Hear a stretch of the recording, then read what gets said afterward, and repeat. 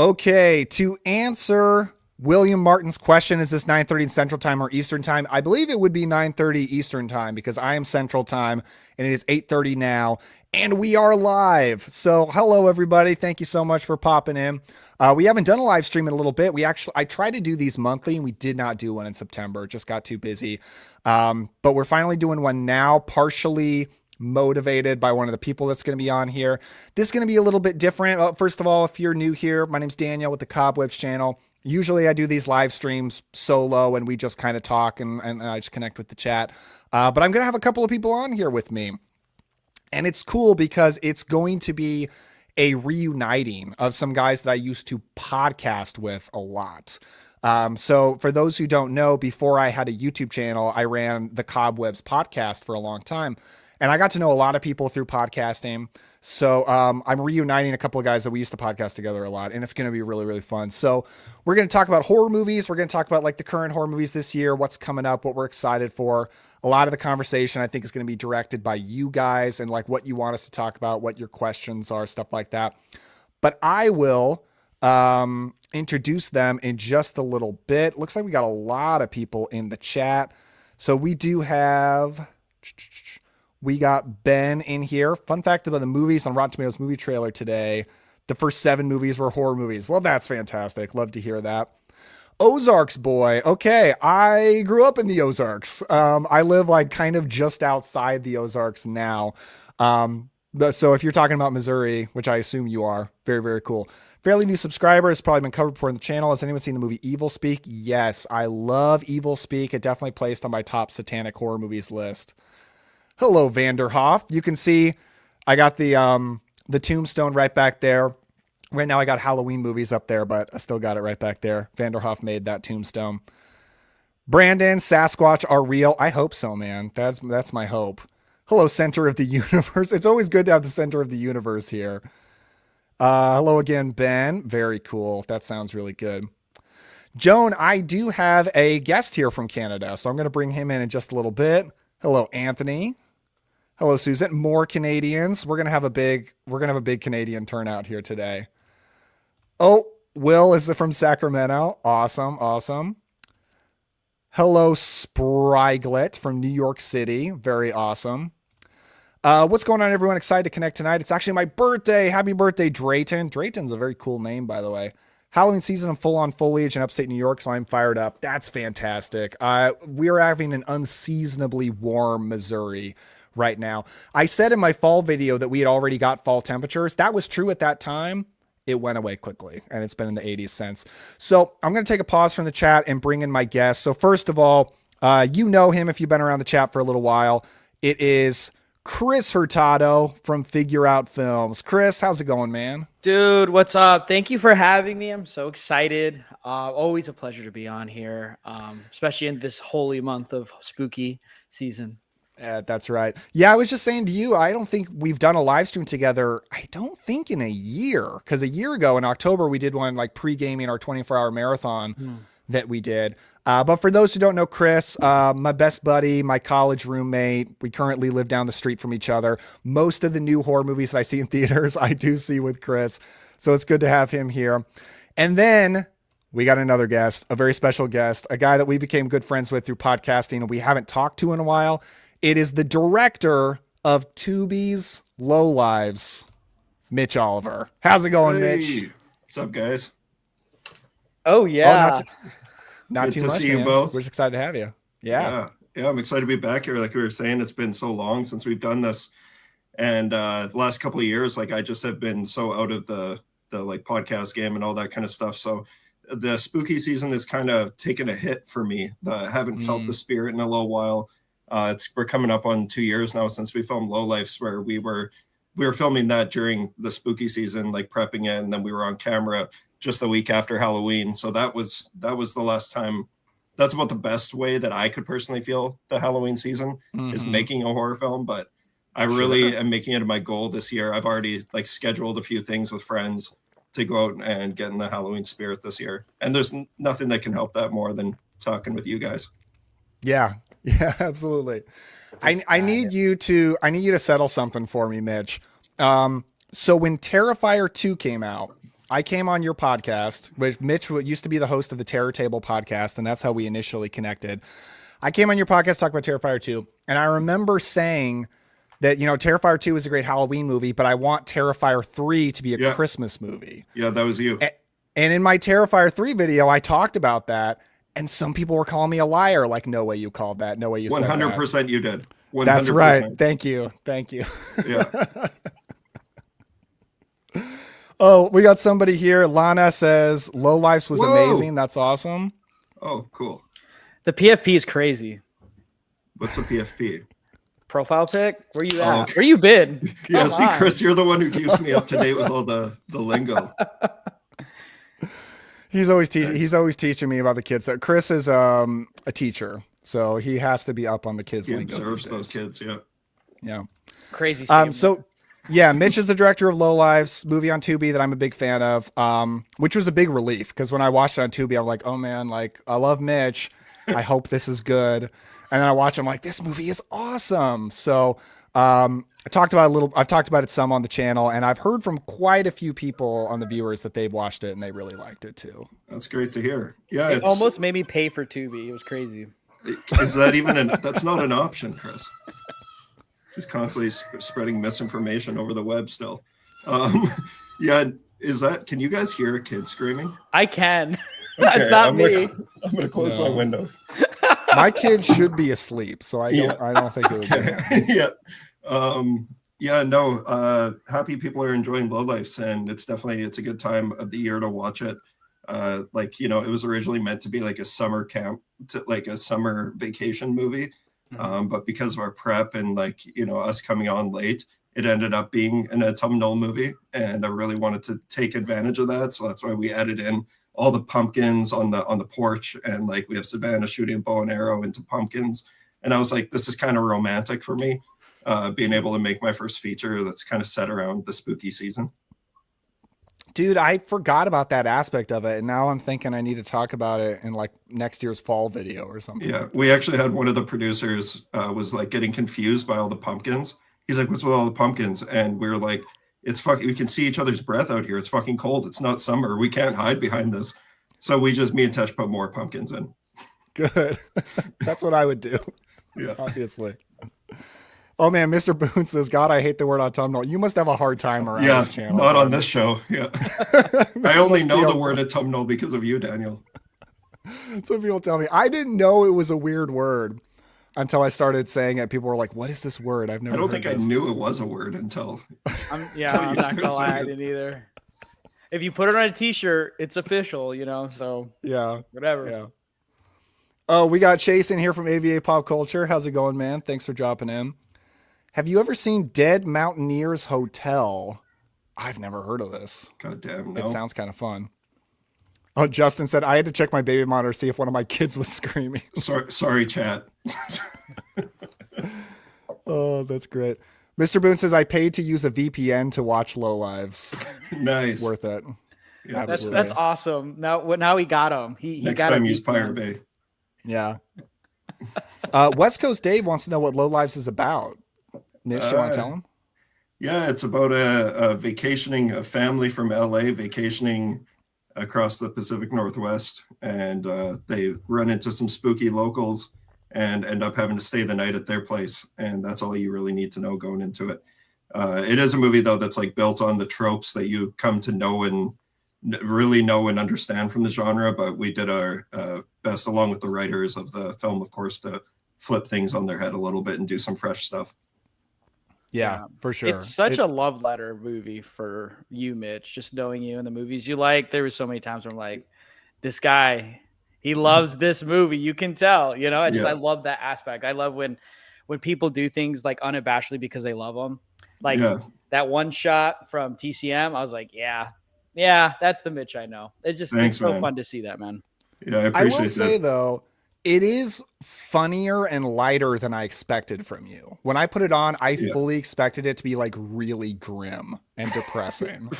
And it was not at all. And I was this is surprising. I've changed a little bit. Also, it's important to say that we didn't fully rate the whole thing. We had to make some tweaks, of course, but But it's definitely like, I think you can tell just from knowing me over the years that like I've just tried to stop hiding behind the fact that I love comedy. And Cool. especially in horror. I've written 3 feature scripts this year and have one of them that's currently with some producers trying to find some funding, and all of them have a heavy dose of comedy. And Okay. I feel like it's really helped me unlock my voice as a writer, because I'm no longer just trying to make, for lack of better words, like poverty porn and stuff like that. Like, because like you see the Druid's Hand, it's like, yeah, I'm dark, depressed, sad, and I it's do like, love the Druid's Hand though. thanks, man. Yeah, but the one that is currently picking up some steam, I think you're really gonna love. It's a Christmas horror movie, so Yes. yeah, I'm very excited about that one. That's awesome. We need more Christmas horror movies. Yeah. Chris, I think this is a question for you, Rune Lady. Is that Ghidorah on the shelf? That is, it's right there. I picked it up at a Godzilla Fest next to my NECA Zillas, and then I got an X Plus Mothra here for sale if anyone's interested. So just hit up Daniel so I can sell that. Yeah, Chris is a big kaiju guy. Oh, I almost saw one that I want to click. Oh, here we go. Watch Tubi original Low Lives the other night. Had an awesome time. Check it out, Cobwebs fam. You haven't already. Heck yeah, James. Appreciate it. So Mitch, I kind of want to talk about like horror movies from this year. So like, have you been keeping up much with the new releases coming out? Yeah. So I personally like, I feel just across the board, like not only horror, but just movies in general are back. Like I know a lot of people have been enjoying previous years, but I don't know what it is, if things just haven't been connecting with me. But this year, I feel like it's been like one of the strongest times, one of the strongest years, specifically in horror. Like, kicking things off with Sinners was such a huge deal for me. Like, I fell in love with that movie. I went and saw it twice in the theater. I can't remember the last time I like smiled that big and was just kind of mesmerized. Like the musical sequence in the juke joint is Yeah. just fucking incredible. But on top of that, you guys know that I love westerns. You know that I love horror, and I just did that movie really crushed it for me. And then on top of that, then I go see Weapons, which I honestly think is one of the best movies of the last couple of years. Yeah, So sure. it's crazy. And then like, Final Destination Bloodlines was such a fun surprise. Not necessarily a surprise. I was lucky enough to shadow the directors for a couple days on set, because they filmed it out here in Vancouver, and there's a couple actors that were in Lowlifes, like our friend Richard Harmon plays like the funniest character in Bloodlines, and he's in Lowlifes as well. And Yeah, yeah, as soon as I saw him, I was like, I know this guy. And Chris and I went to see it, and we walked out and we were talking about him. He couldn't remember either. And we looked him up, and I'm like, Low Lives. yeah, Who's that guy? he is incredible, and he stole the show in that movie. But just in general, like you guys know, I think I did a series with you, Daniel, about, or was it with both you guys on the Final Destination franchise? I could have I sworn that wish we it did was that. me. I, We may I have think talked If about it it. if it did involve me, I forgot. okay, because yeah, like Not sure. I love that franchise, but I do think that was the best one. Like it's so much fun. Not to mention being able to see a movie of that caliber on the IMAX screen. But like I Mm. saw it at a premiere with like a lot of the cast and crew, but it was a Oh, full cool. full IMAX screening, and it was just like everyone was losing their minds. It was so much fun. That's But awesome. yeah, like on top of that, there's so many things, like The Ugly Stepsister on Shudder really did a lot for me. Oh yeah, me too. Love that one. What's it called? Like Hard Eyes was a huge surprise for me. Yeah. That one, it really, I spend when I'm not directing, I'm a production coordinator in the film industry here, and I work on a lot of Hallmark movies. So it's like seeing a Oh, you Hallmark movie. do. Oh yeah, I work on tons of them, and I may have to um, ask you questions because, like, I've always wanted a documentary about Hallmark's film productions, and like, because I want to know, like, how do they make 10,000 movies a year? Like, what does this factory look like? I'm so oh, I, curious. I work in the factory, so I can tell you about that. And Give it us is the very much a secrets. factory, but those movies, they have their audience, and it's fun. Like it's kind of like, us, like when we first discovered Tubi, like the three of us, like watching these really niche horror movies from the 70s and 80s that even we hadn't heard of, or in all the stuff from like Vinegar Syndrome. It feels weird to compare them to Hallmark movies, but like at the rate that they pump these things out, and the audience is all there, and people have said the same thing about horror, where they become kind of redundant, and it's like, I don't know, man, these are going to be cult classics for a lot of people someday. I I have said before that Hallmark movies are like Christmas romance movies are the top exploitation films of our Oh time. yeah. Like Yeah. they are absolutely exploitation movies, and they are the most popular ones that Yeah. exist. Not to, like that's why like every June and July now for me it's Christmas because that's when we're pumping out Christmas movies in Vancouver. So you're I've probably not very much in the Christmas spirit in December. honestly, well, I don't know.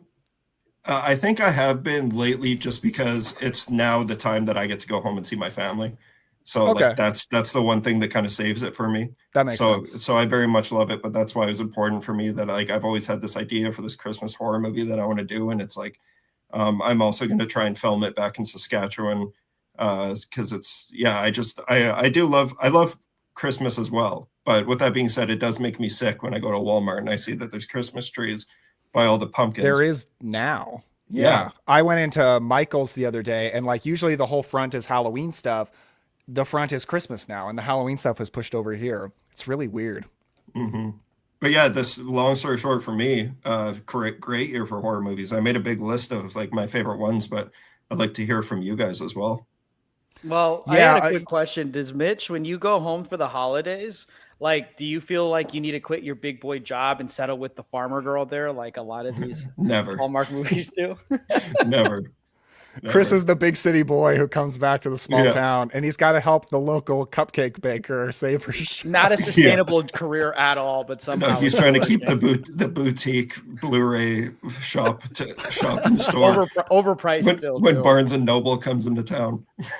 You know what would be cool? I don't know what your Christmas horror movie is like, but it would be cool if somebody made like Hard Eyes for Christmas, where it's like a Hallmark movie, but then there's bloody horror They stuff that actually did do happens. that.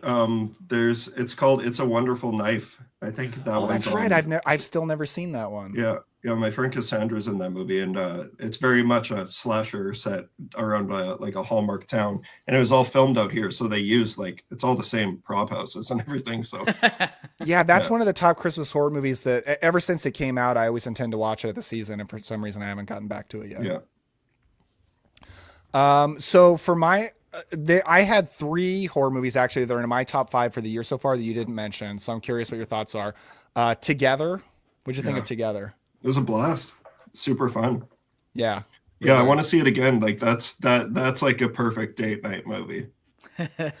And I saw it with Yes. Tesh, so it's kind of like a date night, but I actually I was gonna say I saw it with Chris, but I didn't because I think that was when you were in France. Yeah. So I think I saw that one by myself, but I would like to watch that with Steph when it yeah. comes to Yeah. Blu-ray. I watched that on a date night. I double featured that with Strange Harvest as well. It was actually a Nice. really solid night. I'm not I gonna was gonna lie. say my friend Alex produced the Strange Harvest, and that's on my list to chat about. I really enjoyed that movie. Yeah. Oh, That's in good, my good. top Because 10. Yeah, I'd love Yeah. to yap yeah. about Oh, that that's one. good to hear. Yeah, Yeah. it's awesome seeing that it's picking up because Alex he's just such a good guy, and like Stu Ortiz, the director, is one of the co-directors of like Grave Encounters, and Mm. those guys like they're kind of run in similar circles. Dude, Um, Grave Encounters, man. That takes me back, man. Like yeah, the early well, 2010s. it's Oh, coming back. yeah. Grave Yeah, Encounters too, man. I'm not gonna lie. That poster that did a number for me back in the day. yeah. Richard Harmon from Final Destination and Lowlifes and Grave Encounters too. Yeah, dude. Oh, you just brought me But back with that but one. no, they're gonna like Justin Long has been trying to get a new Grave Encounters made No because he way. just Oh, of course, of yeah. course. But yeah, Strange Harvest is fucking awesome. Like I for me, like it very much is like I love those mockumentaries, found footage movies, Yeah. but Yeah. Strange Harvest felt like the Poughkeepsie tapes that was palatable for me. Um, like the Yeah, Poughkeepsie tapes was too much for me. I stand I've it, but I get it. I've still avoided the Poughkeepsie tapes because it seems like too much for me. But like, I like Strange Harvest because I love the occult and cosmic angle. Like, if you put some supernatural into it, that will always make disturbing stuff more palatable for me because it like Yeah, separates it from reality, you know. yeah. Mm. It's But all there's it's still just some really it's disturbing stuff in Strange Harvest. yeah, yeah. Like the bedroom scene caught me off guard. I wasn't expecting it, and like, but it's just so well made. Like it's so well cut together. So Hmm. Yeah. yeah, very impressed by that one.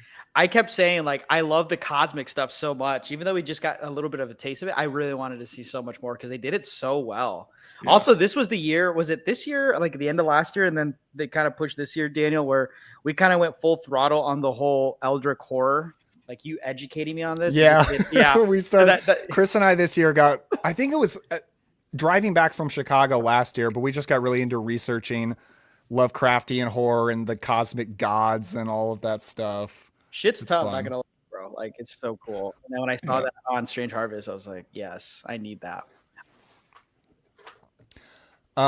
Let's see. Okay, I have a controversial one to ask about you. When I saw this movie, I thought like that was great. That was an awesome movie, and I had no idea it was going to become like the new The Last Jedi. 28 years later, what'd you think of that? So when I saw it, I was like, yeah, obviously it's good. Like it's good. It's a Danny Boyle movie. It's well made. But after a couple days, I started to love it.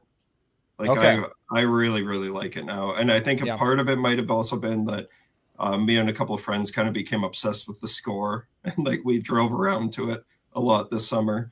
But I was really impressed by it. I liked all of like the bullet time like action that they were doing. I thought a lot of the filmmaking was really cool. If I have any like negatives, it's that it really does end where I really wanted to see it go.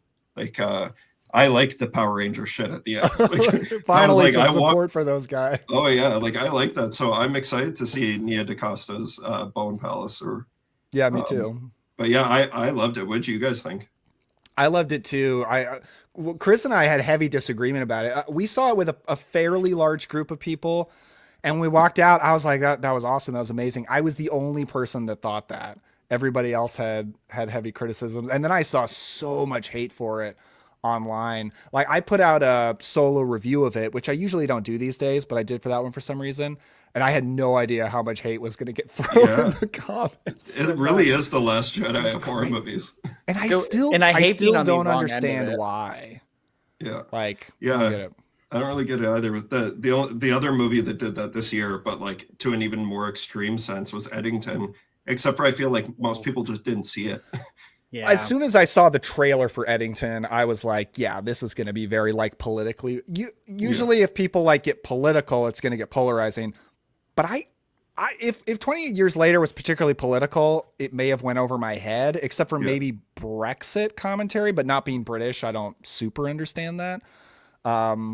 So I don't know. That's why it really confused me, why it was so polarizing. Except it seems like a lot of people really hate the very final moment. And I admit, when I saw that final moment, I turned to Chris and I was like, what? Like, what was that? What just happened? But it certainly didn't ruin the movie for me. I was just like, to me, it was like an end credit scene that happened to become before the credits. And honestly, I think if they put that as like maybe a mid-credit scene, like there would have been so much less hate. Yeah, maybe. I don't know. I fucking loved it. Like, it's fun. Looking back on it. And that actor who's the main gang leader and he's in Sinners. Yeah. Boy, he's having a heck of a year. Yeah. Jack O'Connell. Yeah, he's amazing. Yeah. Oh, I love him in Sinners. And he's great in Eden Lake. Love him. Oh yeah, I keep meaning to see Eden Lake. I've actually never seen that. I don't know if that's going to be a Daniel movie, but you shock me all the time. Like that is a miserable movie. Honestly, this year I have started pushing myself more on like disturbing movies I'm scared to watch. So like this year I watched Henry Portrait of a Serial Killer. Damn. And I loved it. It might be like the best old movie I watched for the first time this year so far. Or at least it's close. Yeah. And then I watched Inside, the French movie, which I did not love, but I liked. And I was surprised that it like didn't disturb me that much. Like for some reason I was pretty okay with it. That's cool. You definitely got to watch Eden Lake then. I think it's a genuinely amazing movie. We got Eden Lake support here. Some Last Jedi support has started to come out. So Justin likes Last Jedi. Mr. 3D Print was the Last Jedi, ain't even that bad. I agree. I think Mitch is more anti-Last Jedi, but Chris and I are pro Last Jedi. I'm trying to leave this part of my life behind me. I'm not trying to start a Last Jedi discussion. At this point, like nothing interests me more than talking to someone about the Star Wars sequel trilogy. I'm at the point where like I don't want to talk about it. Like I might watch them, but I don't want to talk about it anymore. I'm at the point where I honestly probably would say that Last Jedi is like up. Like I've really grown to respect it because it is doing something different. And I'm like, okay, maybe I was wrong in some places about this one. Anyways, moving on. Yeah. Let's see. Philip Workman. Philip Workman is a guy that I actually I knew back in high school, and he just recently discovered my channel, which is cool. Speaking of Lovecraft, you guys seen Color Out of Space? I love Color Out of Space. It's a big Daniel movie. Yeah, That's talk a big about Daniel like movie, yeah. you could like hear the air after that movie ended when we watched it, when he put it on. Like it was like so somber at the end. I was like, wow, okay, thanks, Daniel. Like I remember that. Like it was good, but man, like the emptiness after was so loud, it was crazy. Yeah. That's a fun movie. It's intense. Thomas asks, are you going to the Music Box of Horrors again this year? We are not, which I almost kind of regret. No. Like now, after we did it last year, like doing the whole 24 hours was so brutal. I was like, I never want to do this again. But the closer we got to October, I was like, I kind of do want to do that again. But we're not doing it this year. I would say there's a fairly good chance we'll probably do it again next year, though. Here's the thing, Thomas. I moved out of Chicago and moved my way back close to Daniel's place. So that kind of hurts things. If you want to blame anyone, it's me. But I will say, as much as I love the aesthetic of the Music Box, best theater I've ever been to, the Music Box this year, the lineup, which I could have got tickets, it sold out pretty quick. The lineup for me, which I like so much stuff. Even I was kind of like, I don't really care to see that. I don't care to sit and watch that and wait around for another movie. You know, it's a very interesting lineup this year, and it's not like, you know what? Let's pull it up. Mitch, do you know what we're talking about right now? Yeah, I think I just know about it from listening to you guys. Like it's the 24 hour. Mm-hmm. Yes, sir. Yeah, 24-hour marathon at the Music Box Theater in Chicago. I am going to pull up the lineup. Actually, I'll say it now take a look at it. You know, it's way past the tickets have already sold out.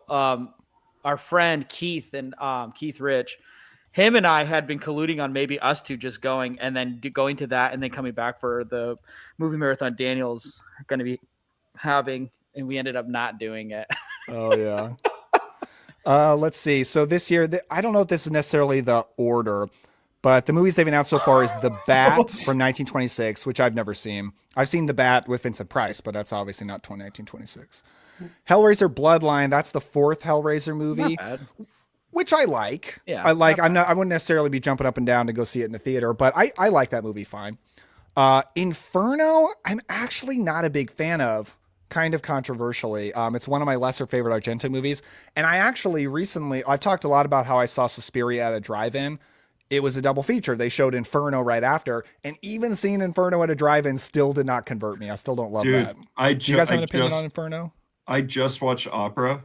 Okay. So like I don't think I've ever seen Inferno, but Opera is fucking awesome. I loved that movie. Is it worth the 5-disc Severin release, Mitch? What for Opera? Is there a 5-disc? Yeah. Is it worth opening a new credit card for? No. I don't know if any. See, I'm a changed man, Chris. I don't know if you can see. I don't have all my physical media behind me, which I'm embarrassed. Normally, I do. But no, I can't do that anymore. I got bit by the 4K bug earlier this year, and I've had to put a stop to it. Oh, we'll have to talk about this later. Yeah, but no, Opera's awesome. That's what I'll tell you. Yeah, I agree. Jason X, you know, of all the Friday the 13th movies, Jason X is the one that I've only ever seen once. Did not really care for it. I've never gone back to it. Was the one time when we were in our fraternity? Was that the only? That's it. Oh man, that's the way. It wasn't the best viewing experience. Yeah, we didn't even make it to the boobs. Anyway, I watched the whole thing. Oh, I fell asleep. Yeah, I watched the whole thing, and I was not a big fan. Give it another try. I'll tell you that. Okay, I will. Yeah. One of these days. Lamora, A Child's Tale of the Supernatural. Very interesting. They're showing that. I actually watched that for the first time this year, and I liked it. So I do think it would play pretty well. It's really weird. Very strange. Some very uncomfortable subject matter, which will be interesting to watch with the crowd. But it is good. So that one gets my support. Mantango, I don't know what that is. It seems to be...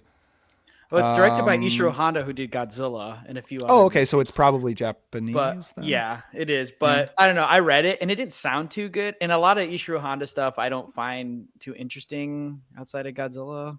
Okay. But that's just a me thing, you know. So I would be interested to watch. So if we were there, I'd be like, yeah, put this on. Let's check it out. Oh yeah, it says 35 millimeter print, courtesy of the National Film Archive of Japan. There you go. Mr. Static from, this is a short film. Okay, so they're showing a short film from last year. Paranormal Activity 3, which I've not seen all of the Paranormal Activity movies. That one is my favorite. It's the best one. That Yeah, movie I'm still fucking rules. See, I can't quite say that. I'm not like the biggest fan of the franchise, but I did think that was the best one. I Missed out. They should have done the marked ones, man. That one's goated. I don't care what anybody says. The marked I didn't like the marked ones. No, I did see that one. I did a rewatch of the first 3 at the beginning of this year because those were ones I just saw a lot when they were coming out, and I realized like the last time I watched them would have been like 8 years ago, and I was like, gotta put these ones on salt for a little bit, like, or put them on ice. Like I was overdoing it, and rewatching them, the third one is still. It's so solid. There's some incredible scares in it. That first one's still holds it has a moment that I've never forgotten where the camera's on the like turning fan. Yeah. And it pans over. There's like a woman sitting at a desk, and there's a figure standing under a white sheet. So it's like classic white sheet ghost imagery, which I'm always a fan of movies ever use that. And then the sheet just drops. So good. That's the best moment in the whole franchise for me. Did anyone see the latest one that actually wasn't like a POV shot? It was like, it seemed like a very wasn't old the newest one like direct to Paramount Plus? Yeah. Did anyone see that? No. I saw it, but I can't remember it already. Oh, I remember I wasn't a fan, but I know a lot of people who were. So I just I was behind a paywall, in real life DLC. Couldn't do it. Oh no, movies cost money. What do we do? Put it in theaters. I'm not subscribed to Paramount Plus, gang. Sorry. No, I'm not either. I apologize for my lighting in advance here. This is terrible. The sun went down. Can you guys still see me?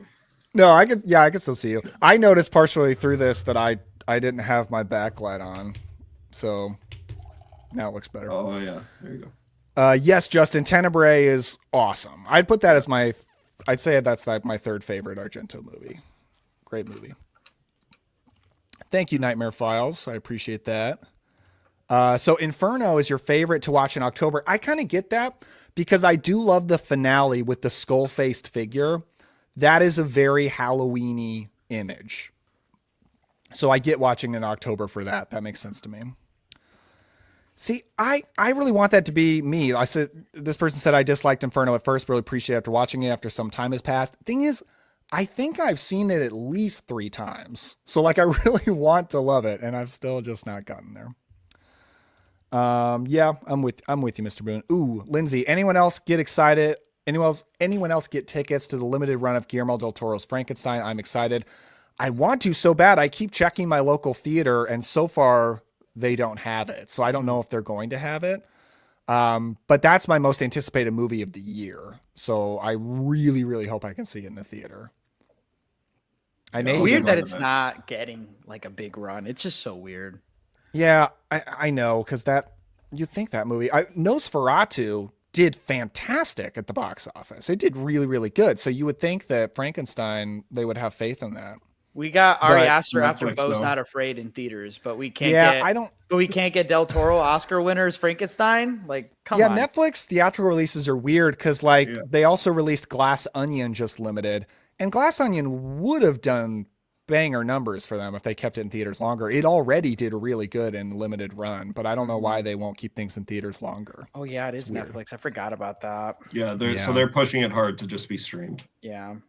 Which is a shame. I'm for sure going to try and see it in a theater while it's out because, I mean, like that's like such a huge disservice to see a Guillermo del Toro movie not on the biggest screen you can. Especially Frankenstein. Judging by the trailer, it looks like a really grand scope film. Yeah. I feel like it's going to be the first great film version, like actually adapting the book. Because right now, probably the top like actual book adaptation we have Frankenstein is the Kenneth Branagh one, and it's just not that great, in my opinion, at least. I think it's pretty good, but I think this one's probably going to be a lot better. What is this? The Dirty Truth. I haven't seen Substance yet. Does it show a lot of vomiting? I can't do movies showing vomit. I can't remember any vomit in The Substance. No, but it is a very gross fluid. movie. Don't watch Low Lives. That's true. Substance might make you vomit. Because like I've seen a lot of horror movies, and The Substance legitimately grossed me out at many different points. Thank God for the Ooh, substance. this is interesting subject for Mitch. Drayton says, I'm fired up for R.L. Stein's Pumpkinhead dropping on Tubi soon. What do you think about that, Mitch? Uh, that movie is made by the company that I work for. So, like, Yeah. one of my best friends in the world was the production manager and producer of Low Life's, makeup artist from Low Life's. My friend Jordan Andrews, the composer, he composed Low Life's. So I'm definitely rooting for them. Definitely check it out. I think it's the 17th of October is when it's dropping. I think so, yeah. But yeah, hopefully it does well so that they put out some more. Because I know the producers who own the rights to it and everything, and I know it was a very challenging movie for them, but all movies are challenging. I'm excited for it. I think I only found out about it within the past week. But first I saw the poster, and the poster is just very me. So I was like, this looks great. And plus I'm, a diehard fan of R.L. Stein, as I have been since I was a kid. And I like several movies that R.L. Stein has written. Probably first and foremost, When Good Ghouls Go Bad. Have you seen that, Mitch? I haven't. Oh, it's like a really sentimental family holiday movie, but for Halloween instead of like for Christmas or something like that. And it's got Christopher Lloyd, and it's so good. Like, it's so Halloweeny, so nostalgic. I love that shit.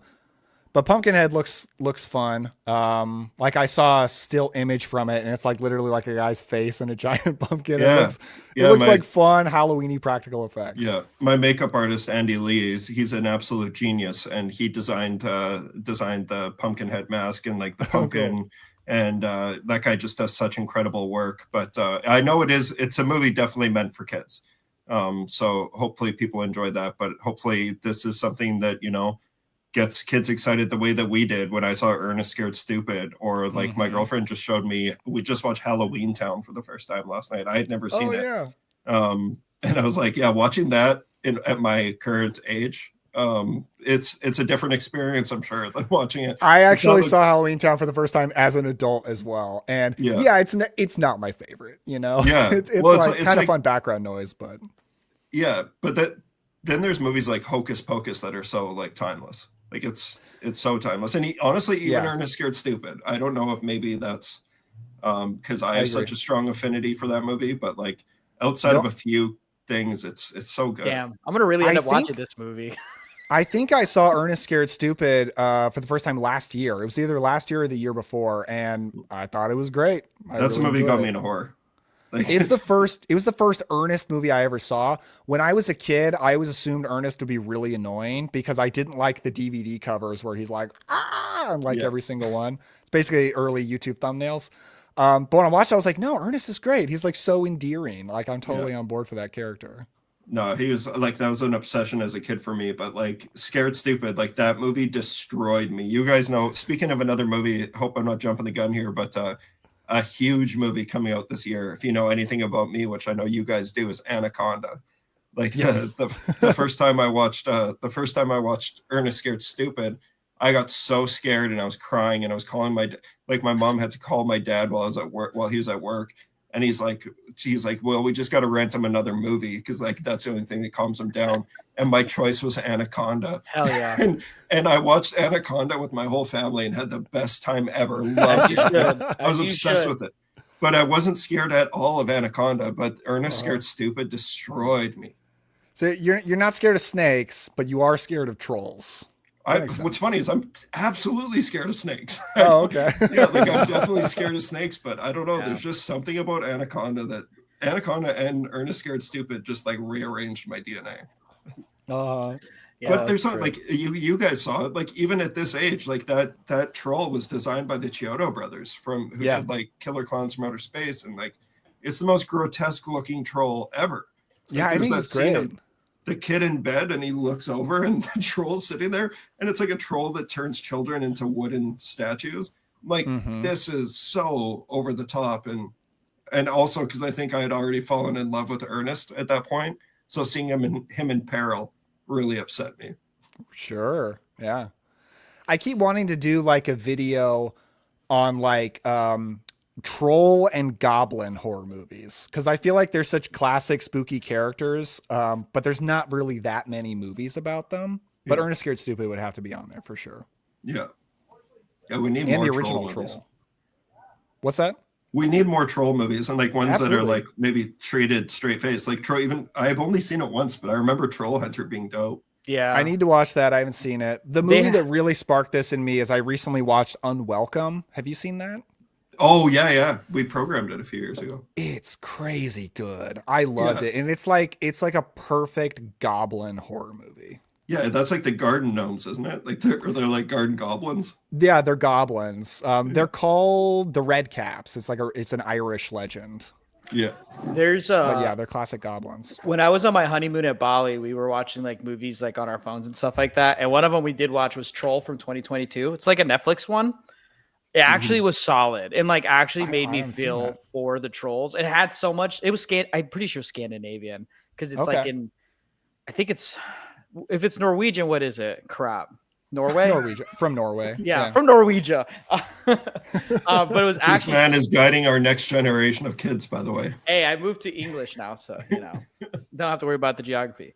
Anyway, I actually really enjoyed like watching it. At first I was kind of crapping on it, but once I saw like the whole like message of trolls and like the lore of trolls, I was like, damn, I kind of feel bad for mans. Pretty good stuff. If you like Attack on Titan or anything like that, and like just like Troll Hunter, because I remember that when that first dropped, it did numbers. I definitely recommend checking out Troll from 2022. I think they already have a Interesting. sequel coming out too. I never saw it. Don't but tell me that, Mitch. Don't tell me that. I'll be there Uh-oh. for it. bringing I'm it still back. waiting on the Munsters 2 from Rob Zombie. Yeah, I don't think that's gonna happen. I seriously doubt it. Speaking of like holiday watches, that one I always look forward to watching every October. That is a very Halloweeny feeling movie. Drayton, yeah, I'm a pretty positive guy with movies. I don't hate a lot of Jeez. movies. It was dumb. I hated Hocus Pocus too. I thought it was horrible. Chat popping off. Yes, sir. Yeah, I never watched it. I don't know. I never saw It's it. pretty bad. I don't understand why like Hocus Pocus is insanely popular. So I don't know why you wouldn't put some money in it and put it in theaters. But it's this cheapo thing they threw on streaming and it feels like they put no effort into it at all. I don't understand why they did that. It's like Disney does not understand what they have. They don't know how popular that is. Yeah. Super no weird. kidding. Let's see. Ooh. Justin says Halloween Town is my hometown. That is so cool. If you mean you actually live in the town where they filmed that, that is awesome. Very Ooh, cool. Lindsay says I watched When Good Ghouls Go Bad based on your rec. Loved it. That's great. Yeah, that movie. It's like technically hard to get a hold of because you without paying quite a bit of money, you can't get it on DVD anymore. It's not officially on streaming, but it is here on YouTube in like shockingly good quality. Like it looks really, really good. So I highly recommend that. Argento's Dracula is terrible. I've actually never seen that. Would you consider doing a top 10 worst films from great directors? That'd be an interesting video. I never thought about it. I have thought about doing like my top 10 least favorite horror movies of all time. But like I know there'll be comments that are mad that I hate this or I hate that, blah blah blah. So I haven't taken It'd be the another plunge. dog soldier situation for you. Oh, how the tables have turned. Sorry, what? That'll be another dog soldier situation for you. I don't know if you know Could this, be. Daniel, but I'm a part of the Cobwebs Coffee Club.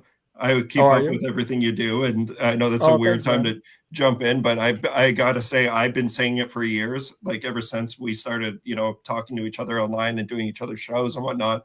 I have always said that Daniel is the one out of everyone that really has the sauce.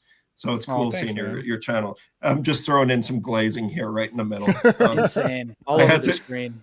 I had to. I truly mean it. So it's awesome seeing you pop off. And I don't know if I told you yet, but like one of my favorite comedians, he's like a very famous comedian. His name's Joe DeRosa, and Oh. I listened to his podcast for years. It was the only podcast that I paid for. It was behind a paywall. They just took it down, I think, because he's blowing up so much that he's just like doesn't have time to do it. Mhm. But he shouted out Cobwebs. I heard on about his- that. Yeah, and then 2 weeks later, he's on Joe Rogan. And like Oh, wow. I don't like Joe Rogan, of course, but it's just crazy that He should talk about cobwebs on Joe Rogan. That would yeah, be cool. exactly. I heard about that. I wanted to hear it, but it's behind it a was paywall. behind a fairly high paywall. I was like, Yeah. you know what? If it's $5, I might do it to No, listen to this. It was and more. Daniel, you would have hated that show. Like the reason I loved it, it was like a toxic part of my life.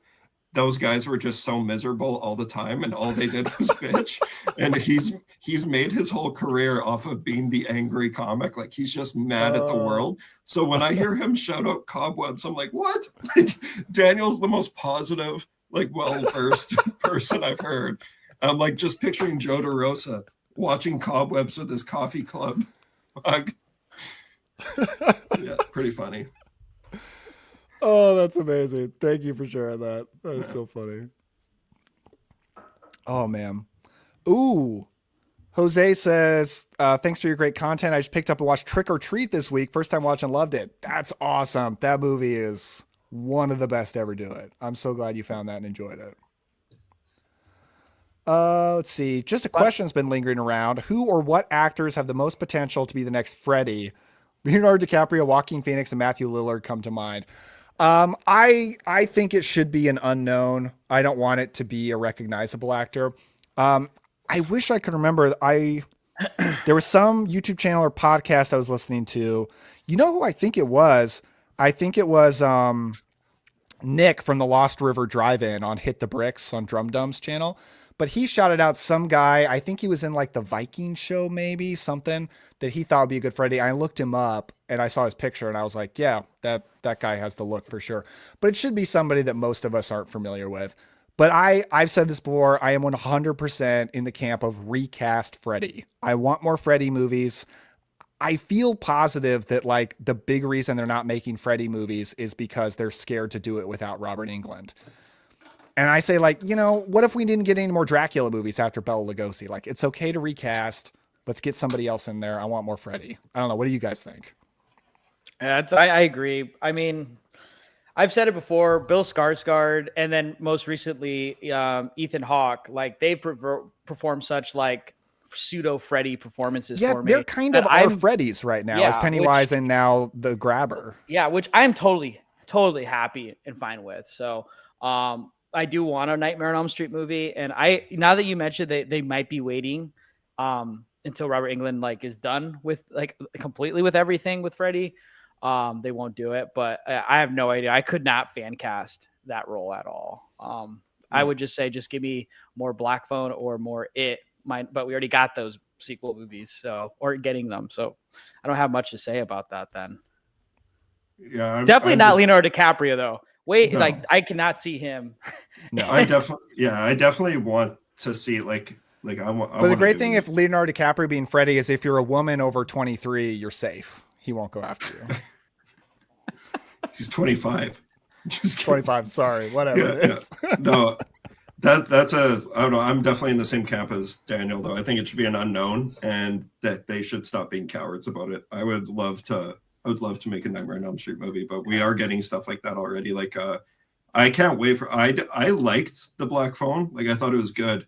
But like I am fully juiced for Black Phone. Me too. Yeah, I'm in exactly the same boat. Yeah. Like seeing not to mention, I'm pretty sure the three of us talked about curtains. There's a curtains homage. Yeah, that's like, what I said in the trailer. It's straight up curtains.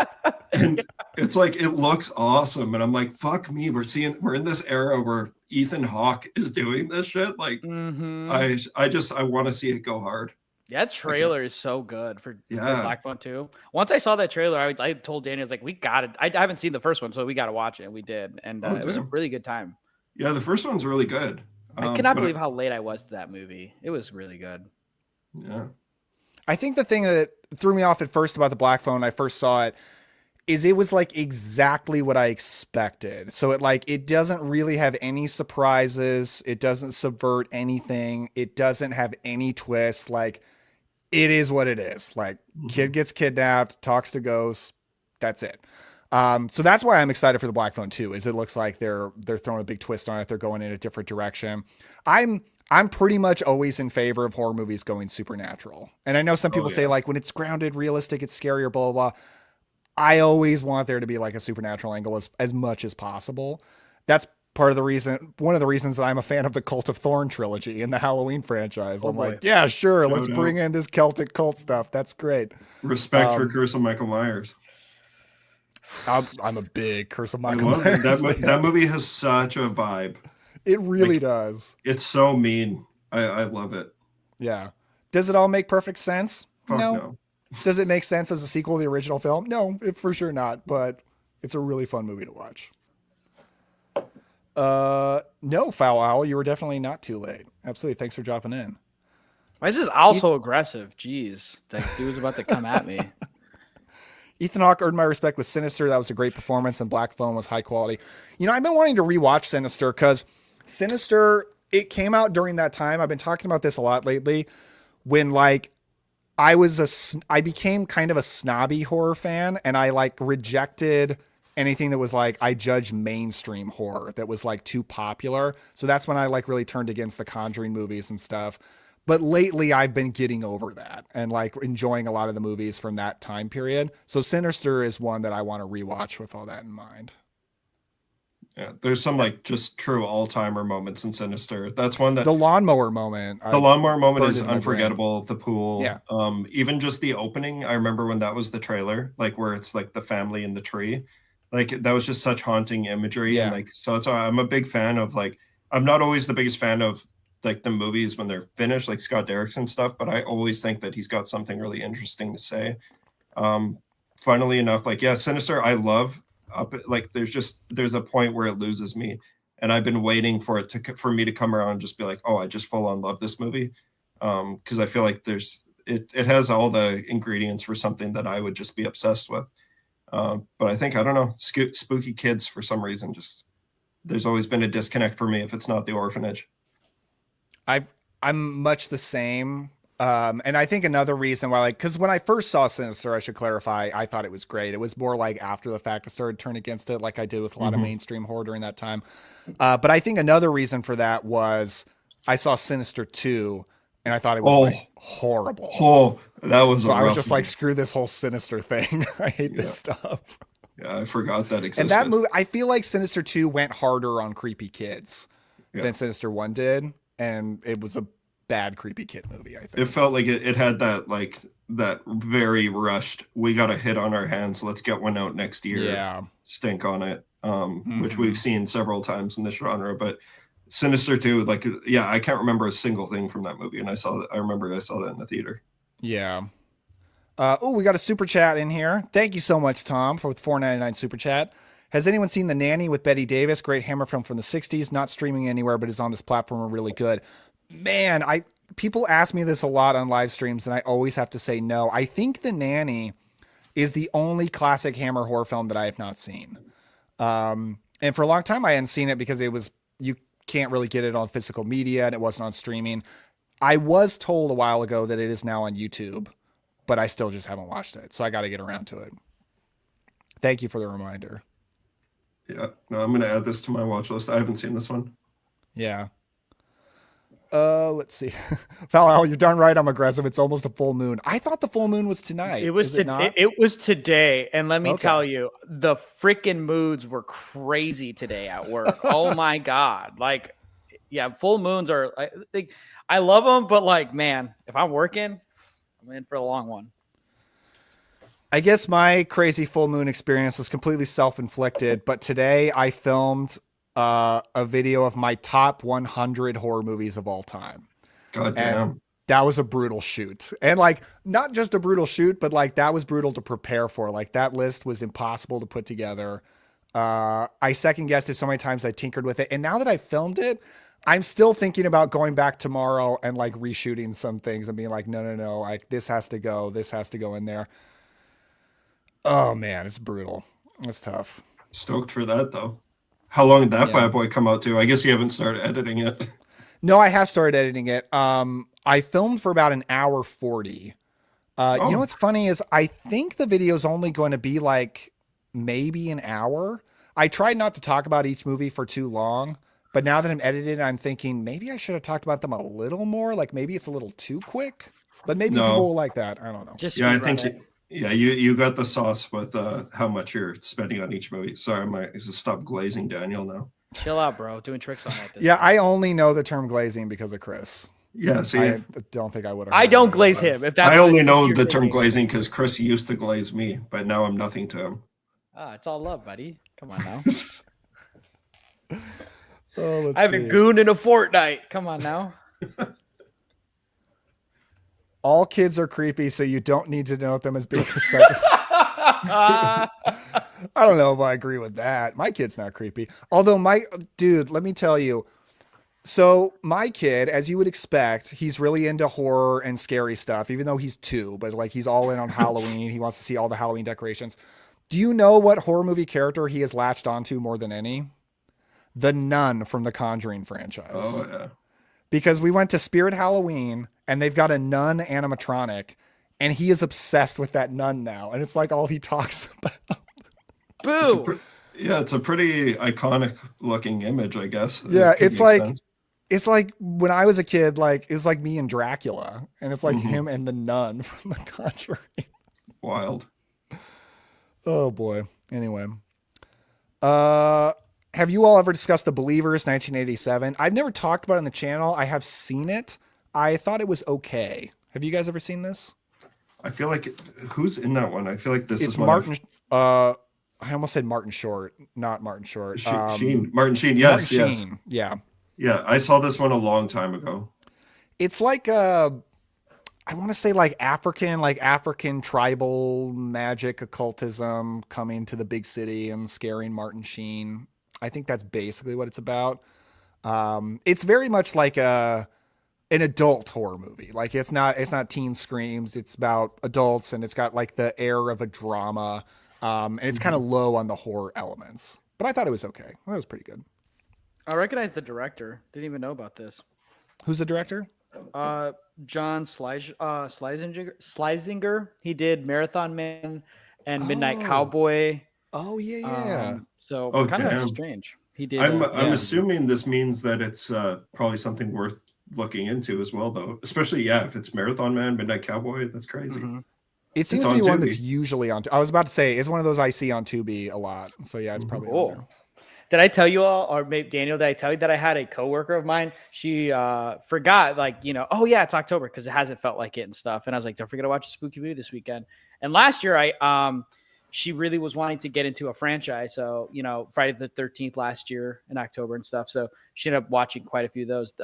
So this past weekend, she chose to watch Candyman. She said, should I watch Candyman? I was like, yeah, you should.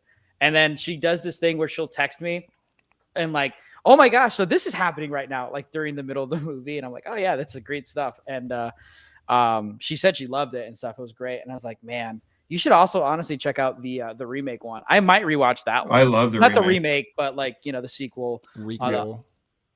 I feel like that one I need to give more love to it and maybe remind me of that. So, but another Candyman Converter, which is crazy. I'm like, how have you not seen Candyman, the originals? Like, that is crazy. But that's like one of the best ones to not have seen yet too, because it's aged so well. Man, like it's so good. That's one that we saw at the 24-hour marathon in Chicago 2 years ago. And obviously it wasn't our first time, but we saw it again. And man, it played on the big screen so good. It's a beautiful movie. It looks so great. I've only seen go ahead. When the Druid's Hand played at Screamfest in LA a couple of years ago, they had announced there's a surprise screening, and they said it's going to be Candyman, and I was losing my mind because I'm like, Tony Todd's going to be there, Virginia Madsen's going to be there, and they were like special guests, and it was like, all respect to them, they were really nice people, but it was a podcast that like no one. No! So I was just like, I thought I was going to be, because I'm like right on Hollywood Boulevard at the Chinese Theater. I'm like, they have a big Tony Todd statue outside. And I was like, I so badly wanted to meet Tony Todd. But it was a podcast. Dang. Man, how much did you love Tony Todd's moment in Final Destination Bloodlines? Yeah, that was unbelievable. And hearing beautiful. How they did it too is like a lot of that movie was improv too, which is crazy. Like a lot of like Richard stuff. And I feel like that's why it works so well too. Like it feels natural. But that's like one of the best send-offs to a character ever. Yeah. Yeah. I'd have to agree with that. Oh, we got another super chat from Share Bear. Thank you so much. Canadian $10. New to your channel, been binge watching you a couple weeks. What is one horror movie that you guys did not like the first time but love after rewatching? Thanks for the awesome channel. I feel like that happens. That happens to me fairly frequently. Yeah, I got a big With one. actually, I did a whole video on this. I did like top 10 horror movies that I came around on the second time. One that I wouldn't necessarily, my top pick on that list was the original The Wicker Man. And it's not that I disliked it the first time. I think I genuinely did not get it the first time. Where I thought the ending was great, but everything else I was just like, what is this? Like, I thought it was so weird. It didn't feel like a horror movie for most of it. It has all these musical numbers, and I was just confused. I was like, what is this movie? And then I remember like it was after I watched through a lot of the folk horror movies in my Severin folk horror box set, and I like got more ingrained in the genre. And I was like, okay, let me go back to The Wicker Man now. And then like I fully understood it, and I was like, okay, yeah, this is like the best folk horror movie for sure. So Wicker Man, that's my pick. How about you guys? That's tough, man. I tend to like most horror movies I watch just because the genre. I can't think of anything I Sure. hate or didn't like. I got two that I can say while you're thinking, Chris. Sure, go ahead, man. Um, the big one for like a classic is Hellraiser. I saw it way too young, Oh, Well, and I think it's because I was not mature enough to see Hellraiser, and I remember I thought it felt like Young and the Restless, which was a soap opera that my mom always watched because it was like very much filmed that way. But then as I got older, like that's a movie I just love now. Like I'm me I'm in too. love with Hellraiser and everything about it, like all the stuff that I thought I didn't like as a kid. Like it's just like it's the eroticism that's in it and like how gross and sweaty it feels. So like that. Julia. Oh god, that like I love Hellraiser. I honestly I love the first three. I'd say the first two are actually great movies. The third one, I just love the CD Cenobite. That's hilarious. I love the Um, new one though. What'd you think of the new one? I liked it a lot. I'm a huge fan of David Bruckner's stuff, like The Night Yeah, House, The me too. Ritual. I was a big fan of. I had a blast with that one. One of the best reveals too, like when you see the new Pinhead. Um, mm, like she was just incredible. Yeah, I agree. But the other one though, a big one from recent years is Doctor Sleep. I did not mm, like Doctor Sleep the first time I saw it, Did the mm. and director's it's cut make a big difference? yes. Yeah, the director's cut helped, but I think it's just that I wasn't prepared fully. Like obviously The Shining it's such a big one for me. Um and I'm a huge Mike Flanagan fan as well. So Mhm, I don't know what it is. There was like a disconnect with me where it just didn't feel right. Something didn't feel right. I think it's because it's a movie that I've obsessed over for so long, mhm, seeing Jack Torrance. And I know, like, obviously, the whole discourse with the book and the movie and how different it is. Kubrick's movie was like very seminal for me, and it still is. I honestly think that I'm at the point where I know it sounds sacrilegious, but I put that like I watched them both together. Like I I I like love Doctor it. Sleep more than The Shining. Yeah, I I can love understand. it. And I'm gonna rewatch it soon because Stephanie has gotten really into Stephen King lately, and she's reading a lot of Mhm. King, and she's reading Doctor Sleep now. And when she finishes, we're gonna rewatch the movie, and I'm pumped. I kind of had a little bit of a switch to Doctor Sleep too, but I took blame. It's because of the director's cut. Because when I saw a theatrical cut in theaters, I liked it. I thought it was good. I remember I gave it 3.5 stars on Letterbox. Yeah, But then I watched the director's cut, and I gave it 5 stars. I was like, yeah, this that made a big difference. yeah. It's so good. It's just like mhm, that's one of those movies that I can put on anytime. It's very much a comfort movie for me now. I love mhm. Rose the Hat as a Oh yeah. character. Ewan McGregor is great in it, and like it's just I don't know. It's very much the heart of like I know it's been overdone now, especially with the Life of Chuck. It's like from the heart of Mike Flanagan, but you can definitely feel the heart in Doctor Yeah. Sleep. You can feel how personal that one is. Mm-hmm. Good Um, picks. yeah, that's a good one. I kind of like weird with Doctor Sleep, where I've always liked The Shining, but I never loved it. This whole status that it had. But when I saw Doctor Sleep, it made me like appreciate The Shining more, if that makes sense. That's cool. But it's like I wouldn't say like Doctor Sleep I love, but it helped elevate The Shining more for me. I can't really explain it. I think Doctor Sleep is still better than The Shining, but I never saw the director's cut. I saw the original at the Music Box as a double feature with The Shining and then Doctor Sleep. It was pretty sweet. Yeah. Um, So that one of them that comes to mind right away, now that I thought about it, was Psycho. I remember not really caring about it much. And then when Daniel and I did that deep dive into the franchise and rewatching the first one, I was like, what the hell was I on? Like, my God, like Psycho, the original is really amazing. So I've come to love that, obviously. Another one comes to mind is Friday the 13th, Part 5, A New Beginning. I never really cared for it because, you know, it's like whatever growing up. And then like rewatching as an adult, it's one of my favorite Friday the 13th movies. Really like that one. I've been waiting to come around on that one. Give it time, you know. But yeah, which one did you say? Which Friday the 13th? A New Beginning. Oh, the fifth one. Right. Yeah. So, that's an insane movie. That's an insane movie. Irredeemable piece of shit. And then the last one, I'll give a third one because it fits with the title. Rob Zombie's 3 from Hell. I did not care for it that much, but when I rewatched it, I was like, man, I kind of love this one, man. Especially that third act with the Danny Trejo stuff and the cartel. Like, I was like, you know what? Fuck it. This is good. I like it a lot. So that's going to be another one. I remember my opinion on 3 from Hell. I saw it in theaters for like the Fathom event. And for the first half, I genuinely thought it was one of the worst movies I'd ever seen in my life. Like, I thought it was so horrible. Dang. And then for the second half, when they go to Mexico, it got so much better. And I was like, oh, this is actually pretty good. So I wouldn't say I'm a fan of it overall, but it's a movie that like definitely improves as it goes. Yeah. And here's my thing. As I've gotten older, I know like what the hell you didn't care for him before. I just really didn't pay attention to him. But Richard Brake for me has grown on me so much where I'm just in love with the man. Like if I saw him, I would hug him and kiss him and beg him, like, please, dude. Like, and then he'd call the cops and you'd get hauled away. No, he'd give me that evil grin, you know, and he'd be like, what do you want to be in? You know, and maybe just put me in so he can slice me up on a film or something. He could do that. Didn't we see him have like a bit role in a horror movie recently? Did he have a little bit of role in Weapons?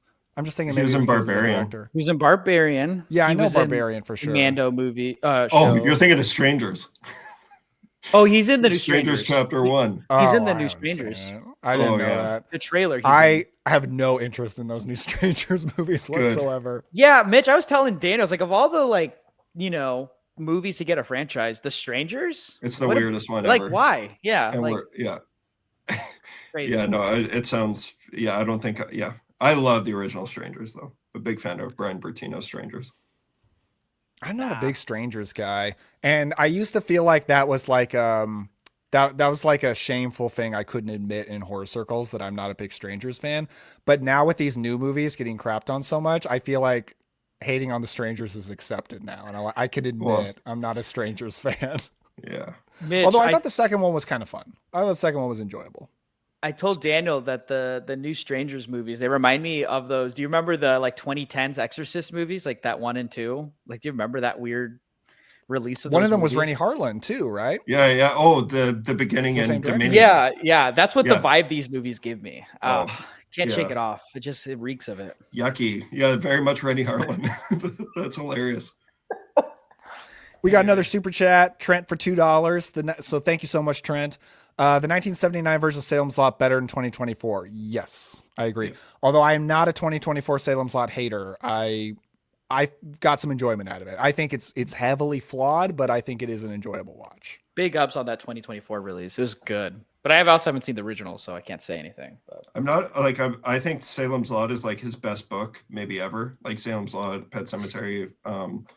I still can't fully connect to either movies, but there's moments in both that I really like.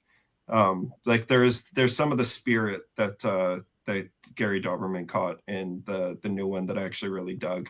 I could see what he's like definitely going for, but there's just something about, I don't know what it is, like, because one of them's 3 hours long, one of them's a crisp hour and a half, and I still feel like it just hasn't, we've yet to see it fully come together.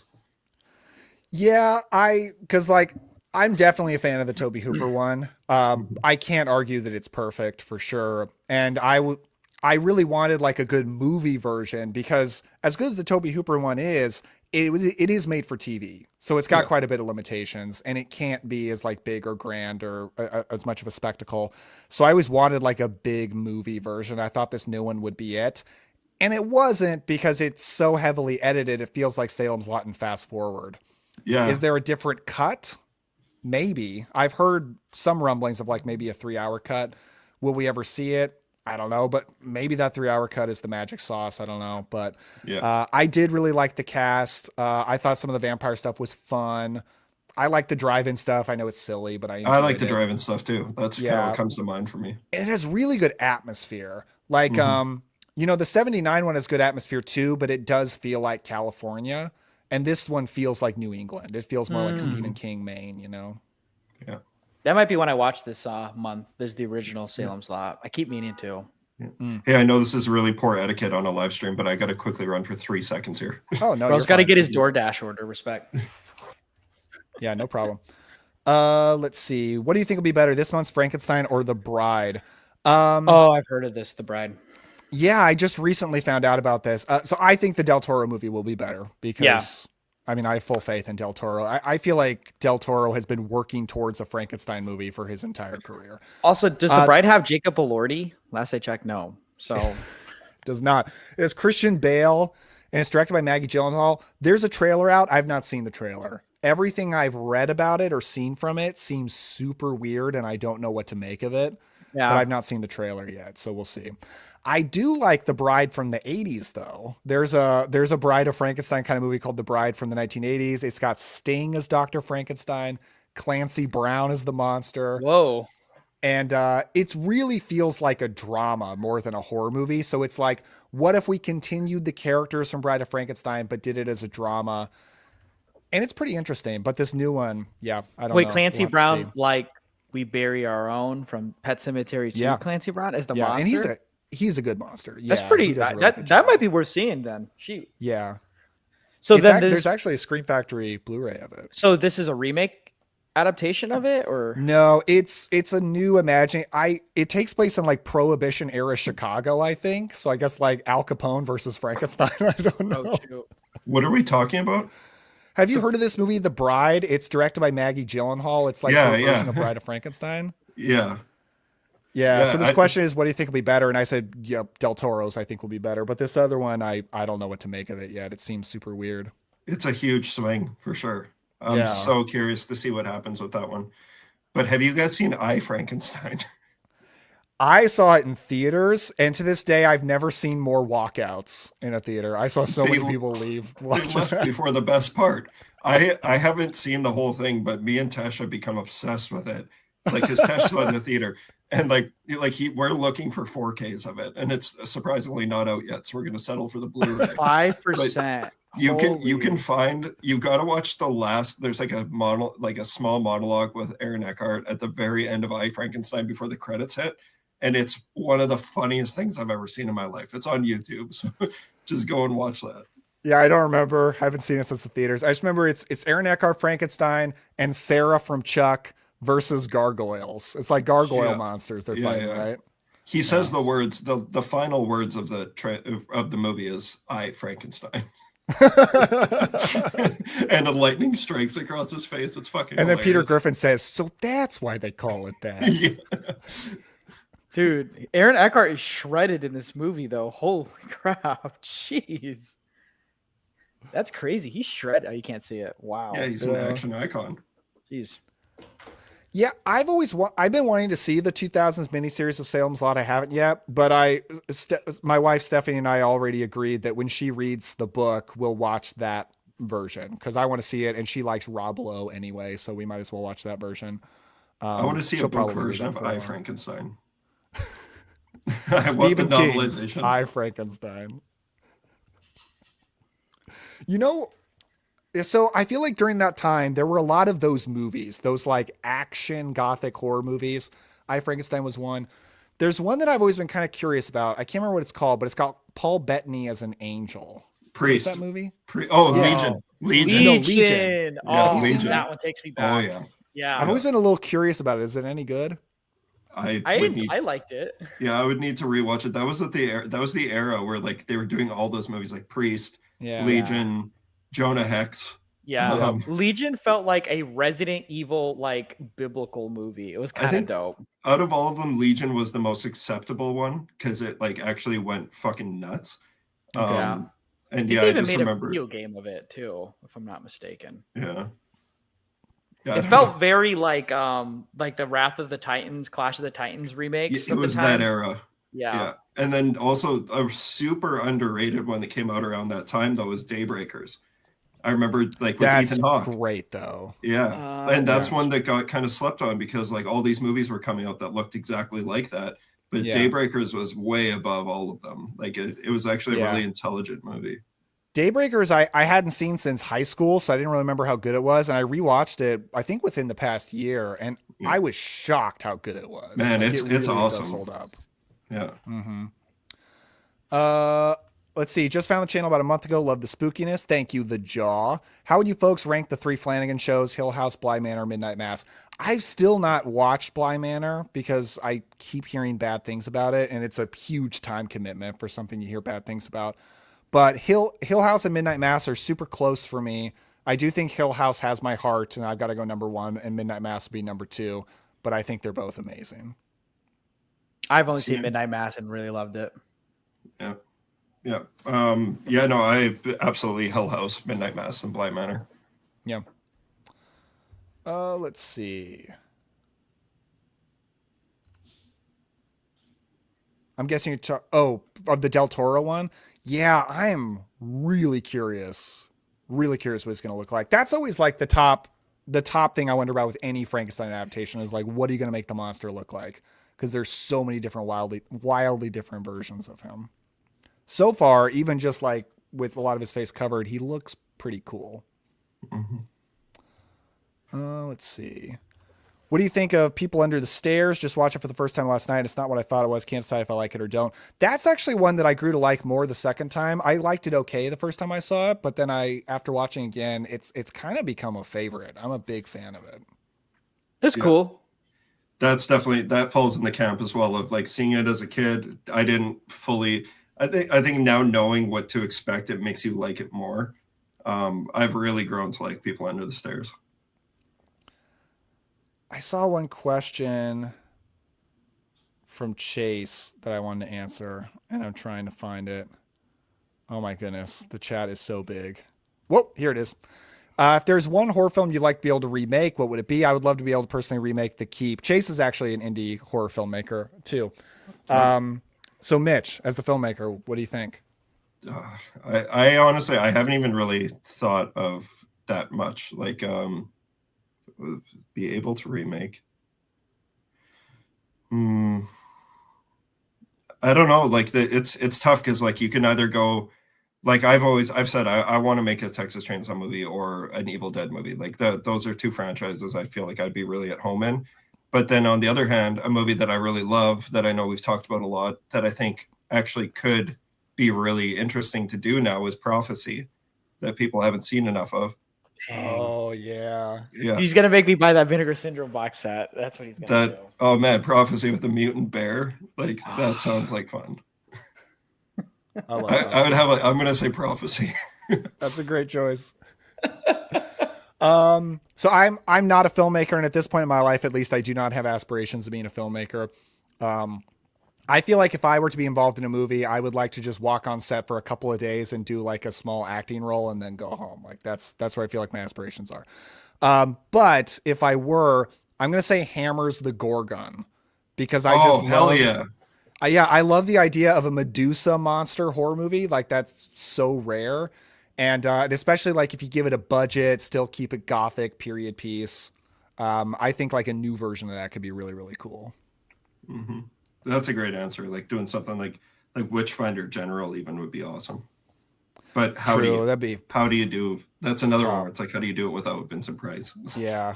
I did fairly recently watch Mark of the Devil, which is from the 70s, but it's basically like, oh, Witchfinder General was popular. Let's do our version. And it's got Herbert Lom as the Witchfinder kind of character, and he's really good in it. And it's basically like the more exploitative, torture-y version of even Witchfinder General, but I did like it. I thought it was pretty good. Chris, what do you think about this one? I don't know. I never really thought about remaking a movie. If I could make movies, it would just be like your slasher homage 80 movies, to be honest, because those are some of my favorites. I'd probably do something like Like two that came to mind was like something like Bad Love, that 1930s one I really like. Just updating that in like the internet age of stalking and stuff would be so fun to do. Another one would be like they've done it so many times, so I couldn't do anything different. But I love POV found footage movies, so I'd want to do something like Wreck or Quarantine because I grew up watching those so much. It'd be something like that too. Just You know what would be cool if you could find a movie to remake, but do it in the found footage style. Except that probably gets such an outcry. People would probably hate that. if I did people that, have- then I would do It could be like interesting. Driller Killer. That would be one. Driller Where the- Killer is a found footage tor- movie. That'd be the rough. tortured artist who's so afraid to be homeless, he starts killing homeless POV style. God, that actually would be tough. Not gonna Like lie. the Maniac remake, the Elijah Wood. Oh yeah, That's a great remake. But I gotta also clarify that I wouldn't want to remake the Texas Chainsaw Massacre or Evil Dead. I would want to like make a movie in that universe. Well, every Texas Chainsaw Massacre movie is a remake of the first. I one, know, pretty much. and I think that's why I feel comfortable doing it is because like this has been so bastardized at this point. And then on the other hand, the Evil Dead, I know not everyone's a big fan of recent installments, but I like every Evil Dead movie. To some degree, I think that's the I like popular them all. opinion. It's a pretty foolproof franchise. I don't know, like I really enjoyed Evil Dead Rise, and but I love the Fede Alvarez one. Yeah, I don't know, like kind of seeing what they're doing with Alien, even like I think it's really cool. Like I liked Romulus quite a bit, and then what they're doing with Alien Earth, it's like let's who's doing it best is Dan Trachtenberg with like Prey and Badlands. He's keeping himself I'm busy. really stoked to see Badlands because I don't know when the last time you guys saw Prey was, but I watched it after that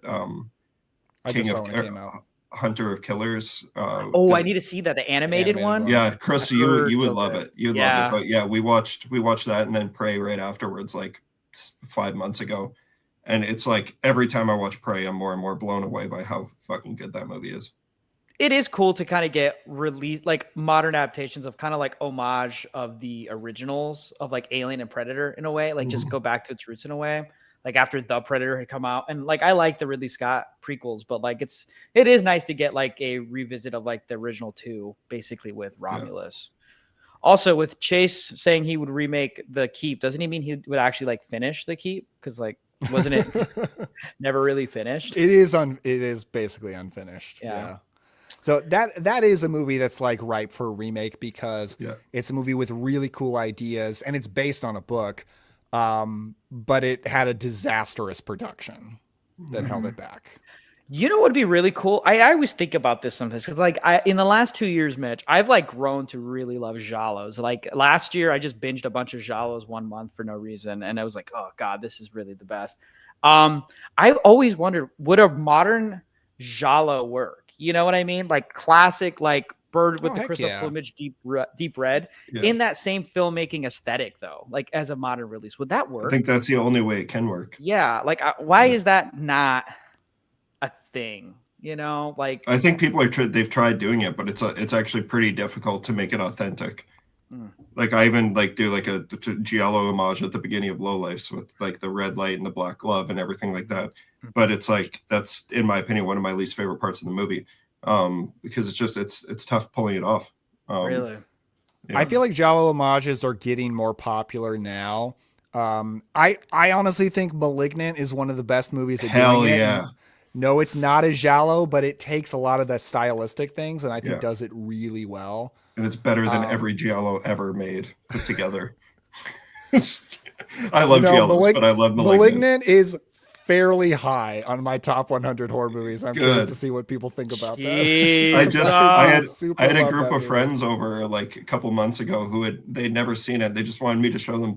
We were doing 2 movies, and I just picked them, and I doubled up *Malignant* and *Basketball*. Basketball. Oh no. That was a wild night. Everybody had a great time. That's a good night. But watching everyone try to predict where *Malignant* was going, I was like, guys, you have to stop guessing. You're not going to get it. No. Maybe I was no way. That movie. I could not believe my eyes when things get revealed in that movie. It's like so good. How dare they? That's incredible. Speaking of modern giallos, this is like a spoof version, but did you guys see The Editor? I own it and I still haven't seen it. I've seen this like cover before. I haven't seen it. Yeah. Though. It's made to be like a spoof of Giallo, but they really well approximate like the filmmaking style and the dubbing and everything of Giallo, and it's pretty fun. They do a good job with it, but it's not, it's not a serious take on a Giallo or anything like that. We got another super chat, Trent, for $2. Thank you so much, sir. Antlers was not as good as the short story. Okay, we've actually got a huge Antlers fan on here. That would be Mitch. Yeah, I didn't even know there was a short story, so I don't think I'm huge. I didn't know either. I didn't know there was either. I thought you were a fan of Antlers, right? I like Antlers, yeah. And we filmed Lowlights in the Antlers house. No way. Oh, I didn't realize that. Yeah, it's the same house, and it's the same house from Pumpkinhead too. When you see it coming out in October here. Hey. But yeah, no, I haven't read the short story, but I just remember I like that movie quite a bit. Yeah, I remember like the movie. I remember thinking, man, it sucks being a teacher in that movie. It sucks being anyone in that movie, though. That was the one. Was miserable. That was the one movie from that director. I was really hoping I'd like that one, and I still didn't end up liking it. He's like 0 for 3 for me. Yeah. Because didn't he do Hostels and Black Mass? Right? And Out of the Furnace. Yeah. And Crazy Oh, Heart. that's right. So he's the king of poverty porn. Yeah. 0 for 4 for me then. I forgot about Out of the Furnace. I like Out of the Furnace is my favorite of his. That's a pretty intense. That's a wild movie. Maybe I was too young. I was in high school watching that movie for no reason. Maybe you're just not enough of a man, Chris. You don't had know no what it's like business. being. You don't know what it's like being working class. No, dude, I did it. I every Friday Caesars. Get Little Caesars with the boys, and then get Endiconda's Blood Orchid and Ogre on DVD at Family Video. You remember? Speaking of not being a man, I recently got like the angriest comment on one of my videos. It was so angry that YouTube automatically flagged it, so I had to go into like held comments to even see it. But very much accused me of not being enough of a man, said you need to go chop wood instead of watching movies. Oh my God. And said, you're what happens when someone just plays video games 12 hours a day, which is funny because I literally don't even own a video game system. Fuck off, Dad. It was so hardcore about my masculinity. And I was like, okay, man. That's These so soy funny. boys on the internet, I tell you.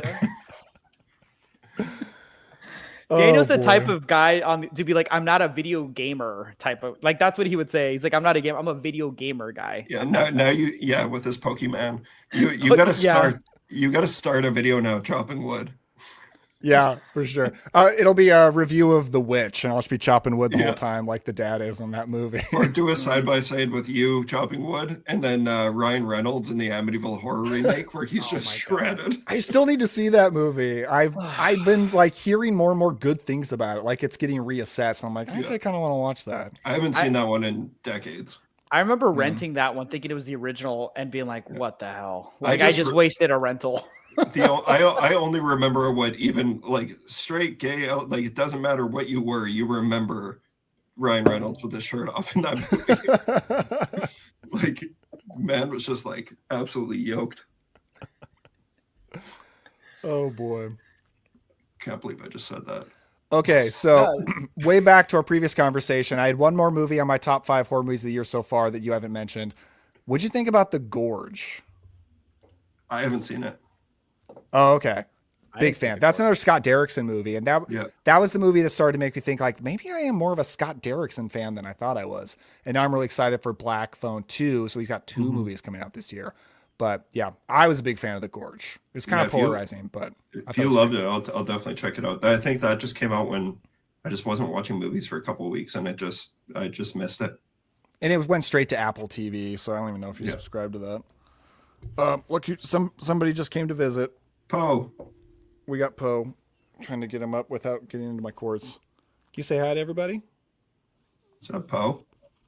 Oh, I think you can hear some purring a little bit. Yeah. All right. Good to see you, buddy.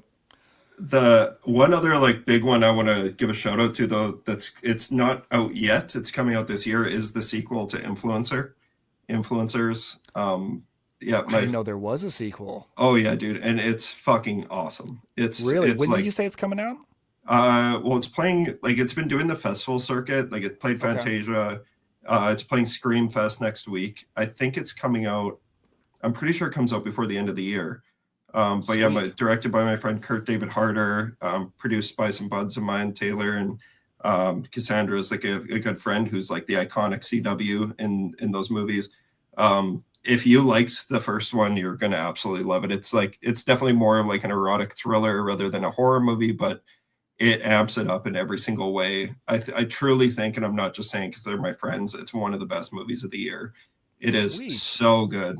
And you might recognize my face in it a couple times. What? That's Yeah. so cool. Well, I'm just I'm like, excited. I'm on like a screen a couple times. I had no Oh, idea okay. he was doing it, but it was pretty funny. But the movie itself just rips. It's so good front to back. Yeah, that's one movie that really excited me this year. And it also makes it better when your friends make something that good because it's like, yeah. That's great. Yeah, I was really shocked how much I liked the first Influencer. Like I don't know, a horror movie about a social media influencer. I didn't expect it to be that good, but it really, really was. That was a big surprise for me.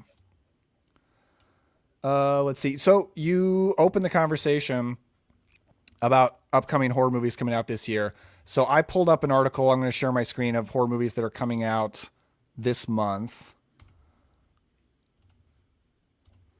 So let's Have see. either of you guys seen The Long Walk yet? Yeah, Yes. we just saw that. Yeah, we saw it together. I want to We see had to get it. a drink after, decompress and talk. It was pretty good. I heard it's heavy. It's goated for sure. Yeah, it's good. I really liked it. Nope, this is the wrong thing. What is this? What am I looking at right now? Though that was also upcoming horror movies, but it wasn't the one that I wanted to share. Okay. But yeah, Long Walk is good. Actually, my video coming out on Wednesday has Long Walk talk. So people can look forward to Ooh, Hell House 2. that. Or no, that's the newest one. This is like the fifth one, Yeah. I think. Hell House LLC Lineage. So this is already out. I've not heard the best things about it. I have not yet really dived into the Hell House franchise. I've seen the first one, but I barely remember it, and I haven't seen any of the sequels yet. First one's goated. The Yeah, second one's not too bad, honestly, either. And the third is kind of where it drops off for me. I think I've only seen the first one, but I've seen it a couple times because it's like genuinely creepy. Yeah, that is a great found footage movie with some supernatural elements too, Daniel. Oh, I know. I think it's like ghosts, right? It's a bunch of ghosts in the Hell House. Demons, bro. Demons. Okay, Demons, sweet. dude. Demons. Demons, dude. Oh, Trevor, did you guys watch it while walking on a treadmill? Absolutely. If you go under 3 miles per hour, bad things happen. Bad things happen. Is that speed? So this date is wrong. This is not coming out October 2nd, so I guess this got updated or it got pushed back. This is coming out like I believe the last weekend of October. Yeah, I think it's the 24th. Okay, I think 24th. this date is because that's when it like premiered, but it's not Okay, the yeah, it premiered theatrical at Fantastic date. Fest just recently. Yeah, I'm very excited for it. Mitch, I imagine you probably are too, because I don't know, Chris Stuckman's in kind of a similar situation as you. You're a podcaster, he was a YouTuber, and both of you went on to make movies. So I imagine this is kind of inspiring. Yeah, I mean, I've watched his stuff since I was, early 20s. Like it's been a long, I've definitely rooting for him, and it's produced by my friend Aaron B. Kuntz, with that's Paper right. Street Pictures, who did like Scare Package and The Pale Door, and just a big fan. Like Aaron's just a true champion of the genre, and I just thought it was cool. I like seeing people, live their dreams. Like it's pretty awesome seeing his story take off like this and then get picked up by Neon and then being backed by Mike Flanagan. Like I'm definitely rooting for him, and I'm looking forward to seeing it. Yeah, me too. I'm actually technically a Kickstarter backer on this, not a very high level one. So I can't even remember if there were any perks promised, and I've never looked into if there was anything, but whatever. I'm really excited to watch it. I've heard a lot of the early reviews I've heard are like, it's not incredible. It's not going to blow your mind, but it's a good, solid indie horror movie on a pretty low budget. And that's pretty awesome. I tend to love movies like that. So yeah, exactly. Not every movie needs to completely change the game. No, I am a big advocate of good movies. And I feel like when movies are new, everything has to be mind-blowing incredible or people crap on it. And when you get enough time, then people often come around. But good movies are good too, guys. VHS Halloween. I watched this. This already hit Shudder. My video on Wednesday, I'll be talking about it. Have either of you guys watched this one yet? I'm doing it this weekend, hopefully. Cool. I watch all of them, so. Nice. I've only seen the first VHS. I really liked it. Just, need to catch up. Yeah, I think you would overall be a VHS fan. I think it'd be worth your while to check them out. I think my top two are VHS 2 and VHS 99, actually. I think it's really good. That's Ratma, but this one, isn't it? Sorry, what? Hail Ratma is in that one, right? 99? No, that's 94. Okay. And 94, I love Ratma, but I didn't love any of the other segments. But 99's got like the girl in the coffin, like for the sorority prank. Right. Yeah. And it's got the Gorgon segment, actually. It's one of the only other horror movies I've ever seen with a Medusa monster. It's got the one from the Deadstream people where they literally go to hell. It's found footage in hell. I just love how audacious that is. Yeah. My friend, one of my coworkers came up with recently the idea. He just said to me, he's like, firefighters in hell. It's everywhere. I am always willing to watch a movie if the movie goes to hell, because I always want to see what filmmakers come up with to depict hell. I always think that's interesting. But yeah, VHS Halloween, I think it's good. I think the first segment and the last segment are great. And then the three in the middle, there's maybe one that I might say is like almost bad, but the other two are like pretty good. So, it's an uneven VHS movie, but overall, I support it. I think it's good. Bone Lake. I actually want to watch this movie, that my theaters in my town have not picked it up. It looks, of course, like very salacious from all the marketing, but I remember hearing about this when it hit Fantastic Fest last year. And it's basically, it's another one of these like Airbnb movies where a couple goes to an Airbnb. There's already a couple there. It got double booked and they just decide, well, let's just share it. And apparently this is a very like uninhibited couple they meet, and things get sexy, but then also get scary and crazy things go down. I've heard pretty good things about it, and I actually want to check it out. Yeah, a crazy good poster. I know. There's a couple of posters out for it that are just like, it's awesome marketing. I definitely want to see this one. Yeah, I don't know why it didn't come to theaters around me. Coyotes, I've been hearing a lot of bad things about this one. This one just came out, and this one actually did come to theaters near me. Let's see, real life. I actually did not know Justin Long and Kate Bosworth were a real life couple, so that's interesting. Stars a couple trapped in their Hollywood Hills home by a wildfire and a pack of evil coyotes. This is a comedy horror film. It sounds like it could be good. I don't think I've heard any good reviews. Have you guys heard much about this one? I haven't heard much about it. No, directed by Colin, who did Grave Encounters, though. So yeah, he's one of the co-directors of Grave Encounters, and I think he did the Extraterrestrial. Extraterrestrial. What Keeps You Alive. Oh, I need to see that one. Yeah, he's originally a Vancouver boy, but I know he's in LA now, so I'm probably going to see it. I haven't even heard bad things about it. Cool. Big fan of Justin Long in anything, so I can't wait for this. Yeah, this is one. This was not on my radar at all, and when I saw it on here, I looked it up on Letterboxd, and pretty much everyone I follow on Letterboxd has rated it pretty highly. But it's a dog protagonist who's worried about his humans after the family moves into a haunted house.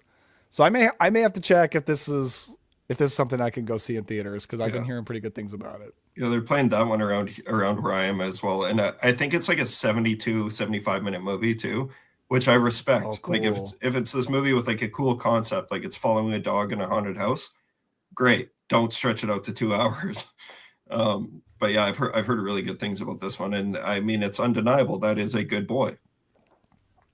I almost wonder if it will kind of have like In a Violent Nature vibes, where you're following around a wordless character, but then there's stuff going on around the character, and that really worked for me with In a Violent Nature, so it could work for me with this one too. That'd be kind of sweet.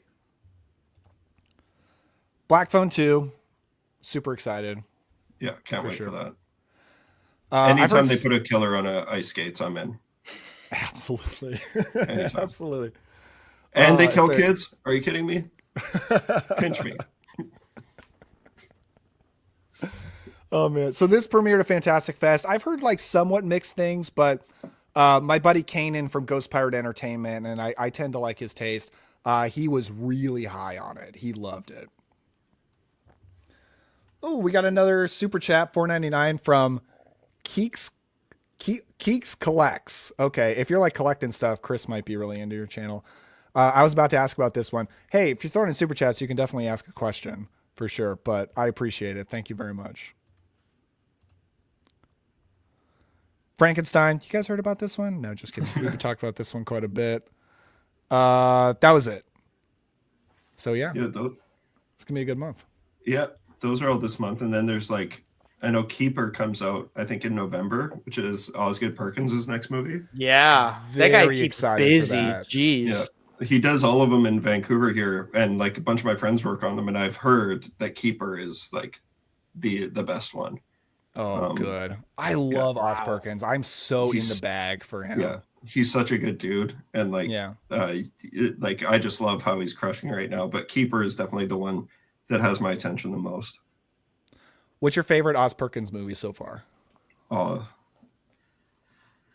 Blackcoat's Daughter, still.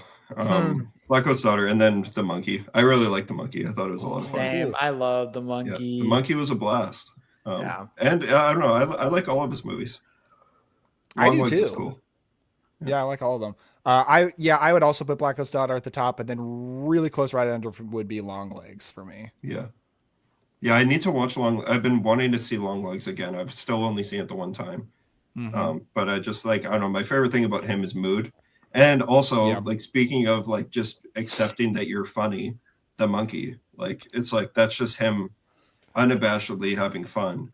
And I didn't care about logic. Like, I know a lot of people are like pitching about logic. I'm like, what a movie to do that with. Really? Right. Wow. Just fucking just have fun. Like, but that's why, I don't know, Keeper looks like this looks like a true follow-up to like his Blackcoat's Daughter, I Am the Pretty Thing That Lives in the House type stuff. That trailer where it had the double take with the couples and like their perspective, I was like, wow, what a trailer. Like, that is unique and cool. Also, the thing about The Monkey, you know, I got to give Oz a lot of credit for is he casted Corey from Halloween Ends, which was awesome and such a good role. I was like, is he the cop? He's the one heavy with metal kid. Yeah, is he the one that gets all the bees? Yeah, the hair in his face. I mean, his hair is covering his face like the whole time. Yeah, that's crazy. I didn't even. His name's like Rowan. Piece that together. The actor's name's Rowan something, but I just that's Rowan Campbell. And he's going to be the new I can't remember his name, but in Silent Night, Deadly Night, the new guy. He's gonna be in that. Yeah, he's gonna be the lead, and I think he's a fantastic choice for that. What is the main character's name in Silent Night, Deadly Night? It's like Tommy or Johnny. I can't even remember. I've seen the movie several times. I can't remember. Yeah, I cannot remember. I can't wait for the big one this year that I'm like. There's two like indies that I've just been hearing nothing but good things about. Billy from is it Billy? Yep. It's Billy. Punish. The same as Black Christmas too. Obsession by Curry Baker, the YouTuber Curry Baker. I'm not familiar with his YouTube channel or like. Well, I guess there's a couple sketches that I've seen. Like, he's a sketch comedy guy. But he made this movie Milk and Cereal that he just uploaded to YouTube. Oh, I heard about that. But he has his first real feature is called Obsession, and everyone I know who saw it is like, it's like head over heels, like 10 out of 10 times. Like, it's the best of the year is what people are saying. Oh, wow. So I cannot wait to watch it. The synopsis here is when a hopeless romantic makes a wish that his longtime crush falls in love with him, a sinister enchantment ensues. And it looks good to me. Yeah, and I was like, I was a big fan of Bring Her Back too. Like, I really love that movie. Bring Her Back. That's peak depression horror right there for sure. But it's still like that movie has some funny moments. Like, I saw it in the theater, and then I watched it again recently. And I don't know, I thought it was like, I liked it more the second time. You saw it a second time? Oh yeah. Why am I not surprised? Bro, I'm the guy who falls asleep to Manchester by the Sea. That movie like heavy disturbed Chris and I. We were like looking over each other like, Bring Her Back. Yeah, I did not believe. Like, I didn't go in expecting it like that. Oh man, that movie is so depraved, like on an insane level. You could tell that they. That's why it like really surprised me that I feel like Bring Her Back is one of the least polarizing movies of the year, where I see almost nothing but love for it online. Yeah. And I don't know if it's because people are just proud of themselves that they were able to make it through it. But It's like it's one that I've come to respect more that I think about it, but it is more depraved than I typically want to watch. Personally. Yeah, that's fair. Have you guys heard about The Undertone? No. This is another indie that it premiered at Fantasia, and apparently it's just fucking awesome. That's all I know. It's like, so I have like a letterboxed list where I want to just keep track of all the stuff I really want to see. And of course, I'm going Christmas Day for Anaconda. I can't wait for that. Mitch, do you know anything about Traumatica? I know nothing about it. I've heard about it, but I don't. We know really anything want to about see it, but we can't. Yeah. Like, it didn't come to That's theaters my here. white It's still whale not on movie. streaming. I thought I heard it was bad. I've heard all over the place, and I saw the trailer for it at our theater, and I've heard it's really insane. It was a red band trailer, and the whole trailer is just not a pano, it was just like a focal shot where it just coming towards you, and it just saying, like, what is it called? Like the critics comments pulled saying like, this is the most messed up movie. We legally can't show you the trailer for this movie, and like other things like that. And then it says Traumatica, and that was it. I was hooked. I mean, you know me, I'm hooked. I was hooked. The letterbox poster is insane too. Like, I just looked it's it a up cool here. poster. Sick. Yeah. Dang. Yeah, I don't know when it's going to become available. You should pull some strings and see what you can find out. What the fuck am I? You want to hook up for Hallmark movies? Give me a shout. Go to work. It says that it would have seen Traumatica. Yeah, have you guys seen Traumatica? Hey, can I get an early screener of A Down Home Country Christmas, please? Okay, Booge, Monster Island is a good horror action movie. I've been wanting to watch that. That went straight to Shudder. It is a really cool looking monster on the poster, but I've not seen it yet. Yeah, I haven't seen that yet either. The one I want to see that I heard was actually like the most Chris Hurtado coded movie I've ever heard in my life. It's Primitive War. Have you guys heard Primitive War? What yeah, is this? I heard good things about it actually. Yeah, it's apparently supposed to be awesome. It's like the Navy fighting fucking dinosaurs. Holy shit, the poster does look tough. Yeah, it's like a war movie fighting dinosaurs. Jeremy Piven. Apparently it's awesome. Dude, I did not know this Jeremy look Piven actually was in it. good. That's actually pretty funny. Yeah. This looks good. I might have to check this out. Yeah. Yeah, when I saw that, I was like, when I see Primitive War, I think Chris Hurtado. Heck yeah. Appreciate that one.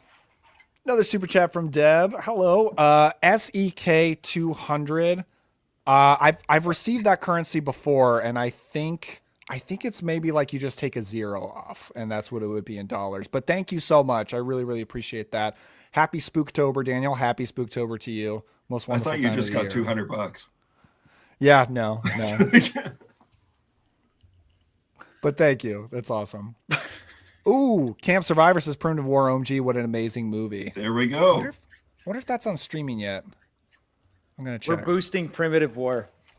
Do you remember boosting? What a time when boosting was the lingo. Do you remember Boozy? Never forget Boozy. I'm Rest still in waiting for him to peace. open up my snaps. Jeez. You still have Snapchat?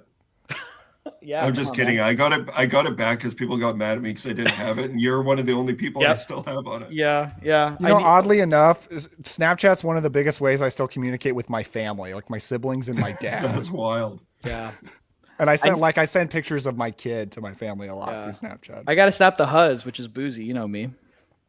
Yeah. Okay, so Primitive War you can rent for $10 on Amazon Prime, so it'll probably be cheaper pretty soon. Sounds worth it. So realgood.com, which is what I'm using to look up streaming options. This says it's 2 hours and 13 minutes. That is surprisingly long. No. I thought it would oh be my quicker. God, 2 hours and 15 minutes. Not long enough based on the poster. But Chris, you got to watch the trailer after, because like this is the most Chris Hurtado movie I've ever seen. Yeah, Letterbox also says it's that long. So yeah, Primitive War Sweet. is a long movie. How about that?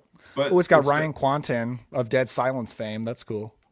Is that the guy from like he's in like True Blood and shit too?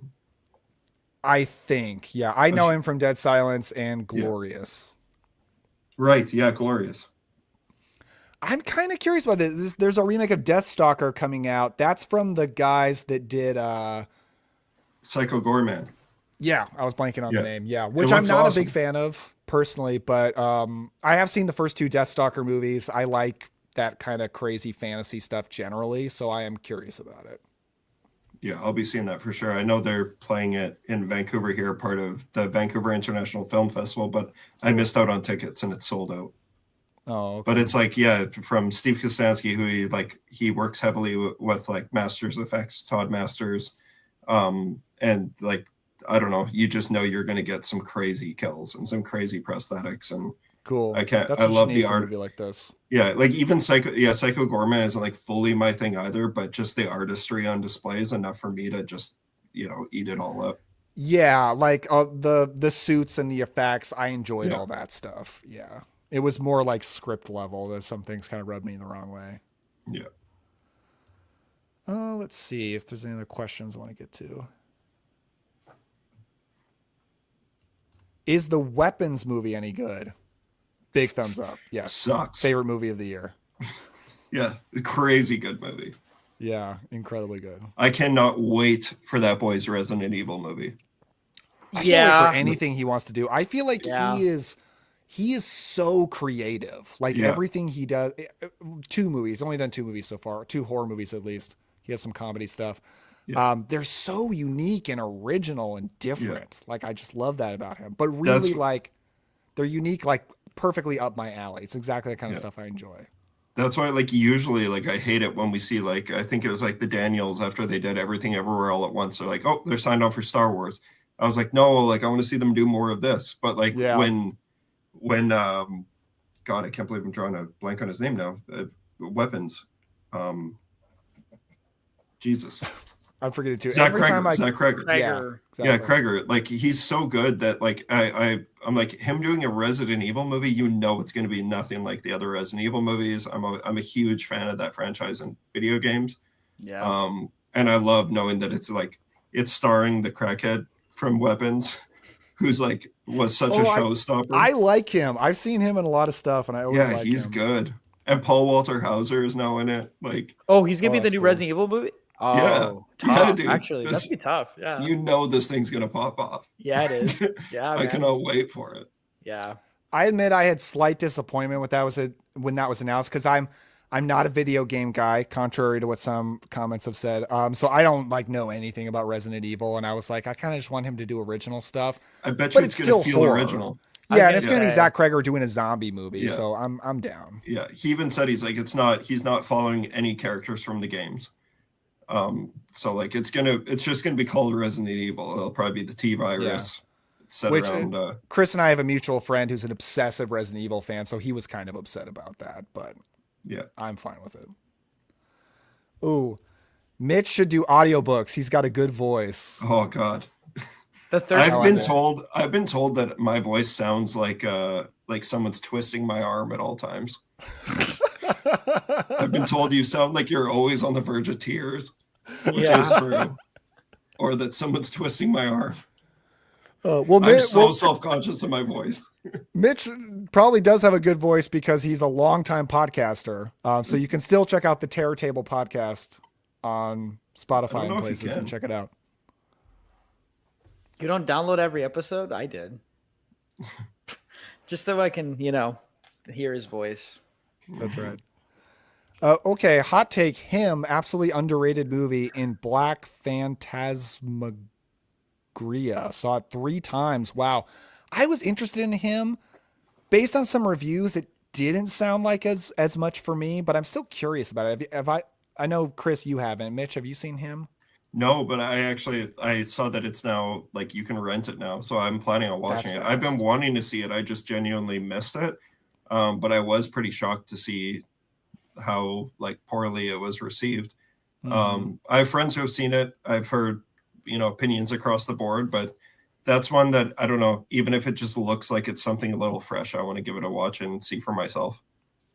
I heard this weird thing about it that like the whole movie is edited like a music video. So it's almost like all going to a beat of the score, which I thought sounds like it could be interesting or it could get really annoying. Yeah, it could go either way. Yeah. I'm watching it and I'm getting CTE. I love it. That might be distasteful. I'm sorry. No, that's funny. I was actually super excited for that, and then Thank I you. heard the negative reviews, and I was like, "Dang." If we don't have CTE from all of our years of watching the Wishmaster sequels, what does? Okay, what's CTE? Bro. Are we allowed to even say on YouTube? Yeah, it was It's like the brain damage you get from playing football, like the brain damage. Yeah. Okay. All my homies have CTE. Hey. Okay, let's see if this divides the room from Deep Fried Hamsters. The Omen or The Exorcist? That's the easiest answer ever. Yeah. The Omen. Yeah. The Omen. Oh, Camp. What? I knew you were going to say that. Yeah. Hard Omen. Yeah, The Exorcist. Hard, he says. Jeez. I love The Omen, but The Exorcist is one of the greatest movies ever made. It's The Exorcist. I know that me and you disagree on that, Daniel, but we do. Yeah, The Exorcist is perfect. I talked about this before, but The Exorcist is a respect it more than love it movie. I think really just because I'm just not into demon possession, like as a subgenre. It's just not really my thing. So The Omen is just way more for me. Talk about best creepy kid movie ever too. Like, when I say creepy kids don't always do it for me, it might be because The Omen just does it so well. Also, Damien The Omen 2 is a lot of fun. It's pretty fun. Yeah, is nowhere near the original for me. Yeah. I think one reason The Omen works is the way they do like the Final Destination kills. Whereas if Damien was coming out with a knife, like I'm gonna kill you, exactly, it wouldn't feel near as powerful. So they knew how to utilize that kid and not to use him too much. Yeah, that's like one movie I watched fairly recently that really didn't work for me because it failed as a creepy kid movie. Was Wakewood? Have you seen Wakewood? I haven't even heard of this. It's a British horror film from the 2000s. It's actually a Hammer movie, technically. But it has like really cool folk horror ideas and it has great atmosphere, but it ends up just devolving into a creepy kid going around stabbing people. And I don't know. It just didn't work. It's got Littlefinger from Game of Thrones. Oh, really? Yeah, one of the creepiest guys on earth. What a slime. Is that the main guy in it? Yeah. No. Okay. It is Pat. He plays Patrick. He's the top build. Okay. He is like, obviously he's an actor. I'm sure he's different in that movie, but he is one of the best creeps ever in Game of Thrones. Yeah. Oh, okay. Yeah. I've seen him in some stuff before, but yeah, not Game of Thrones. Yeah. Big Chris Hurtado energy. Yikes. Just Daniel, he's the one who runs the brothel in like the early seasons. I don't know if you remember him. No, he always talks like this, and I like. Yeah. Anyway, he's like Glenn Powell but older. Oh, that's attractive. A good way. Yeah. and he's like just always scheming in the corner. Yeah. He's Glenn Powell. Speaking of Texas Chainsaw Massacre, isn't he making a Texas Chainsaw? Yeah, movie I think now? he's producing it. Yeah, he has some involvement, and with A24, right? Yeah. Dang. Yeah. Fuck it. I'm interested. We have Texas Chainsaw 3D. You can't do any worse. Well, I think it makes sense for A24 to take it because they did X, which is like pretty heavily influenced by Texas Chainsaw. Yeah. So I'm down for it. Let's see. I'm kind of scoping out if there are any other questions. Anything else you guys want to talk about? Any topics you had? I think I covered everything. Yeah, we're nearing 2 hours. Yeah. Nah, one of my favorite. You're a big fan of this, right, Mitch? The Good I Son? love The Good Son. I've never love seen this The movie. Good Son. Maybe I do like creepy kid movies. You do. I just was talking about The Good Son the other day too. I texted my girlfriend. I was like, "Have you seen this? Because we're watching this soon." I don't know what it is about this time of year. I always want to watch The Good Son. It's such a good movie. Mr. Highway's thinking about the end. Good Son, so underrated. I gotta watch it. That's what it's a blast, man. Elijah Wood and Macaulay Culkin. Yeah, like it's crazy. I remember like being aware of it when I was a kid because I was such a big Home Alone fan. It's like, oh no, that's where Kevin McAllister is scary. I don't want to see that. Yeah, he's a little prick in that movie. Penelope asked, Mitch, did you work with Fred Olen Ray in any of those Hallmark films? Fred Olin Ray. Let's see. I don't think so. I love how I just outed myself as a Hallmark. No, I didn't. Here's a question. Have you ever sat and watched any of the Hallmark movies you worked on in entirety? One, and it was actually really good. It's actually really? one, Daniel, I think you would actually really like it. It's called Round and Round. It's like put that on for you and Stephanie to watch at Christmas. We usually watch like one or two of those type of Christmas movies every year. Usually we go with the Netflix ones because I feel like those tend to be somewhat higher quality. Yeah, But I will I'm put that telling on you yours right for now, Christmas. actually, Round and Round was actually really good. Okay. It's a Hanukkah movie, Ah, but it's a interesting. time like it's That's Groundhog okay. Day. It's like Groundhog Day, Edge of Tomorrow. That actually But sounds great. no, honestly, it sounds super up Daniel Epler's alley. You know what Groundhog Day kind of movie I like is Palm Springs with Andy I Samberg. love that movie. That's I love that great. movie. Yeah. I'm not normally like a huge like Groundhog Day type guy, but with Palm Springs and honestly, Round and Round is really good. And it's starring like I think she's a sketch comic as well as Vic Michaelis. Okay. She was very, very nice. I can't. Oh, and Rick Hoffman, who's in like Suits. Yeah, it's a good one. That's what I was proud to Okay, help you out with. mentioned Groundhog Day movies though. Happy Death Day? You like Happy Death Oh Day? yeah, I like the first one. I need to watch the second one again, but I don't remember liking it as much as the first. Yeah, the second Once one's again, almost more of like a sci-fi movie than it is a horror movie. But I yeah, think it's like one of those both a things lot. that once again I say I don't like Groundhog Day movies, and it's like maybe I do like these. Yeah. It's like I used to say I don't like time travel movies, and I love Terminator and Back to the Future. Yeah, I think I generally like time travel movies. Yeah. They made the Back to the Future horror movie they made recently, Totally Killer. I enjoyed that. Yep, that was a fun one too. Yeah, that was fun. Let's see. Oh, this person's Yeah. already excited about that one. Yeah, it's a good one. Like that one was genuinely good. Hey guys, happy Spooktober. Got here late. We were watching Peeping Tom for the first time. Solid 8 out of 10. Are you going to be at the Music Box? No, we will not. I think there's a good chance for next year, but we won't be there this year.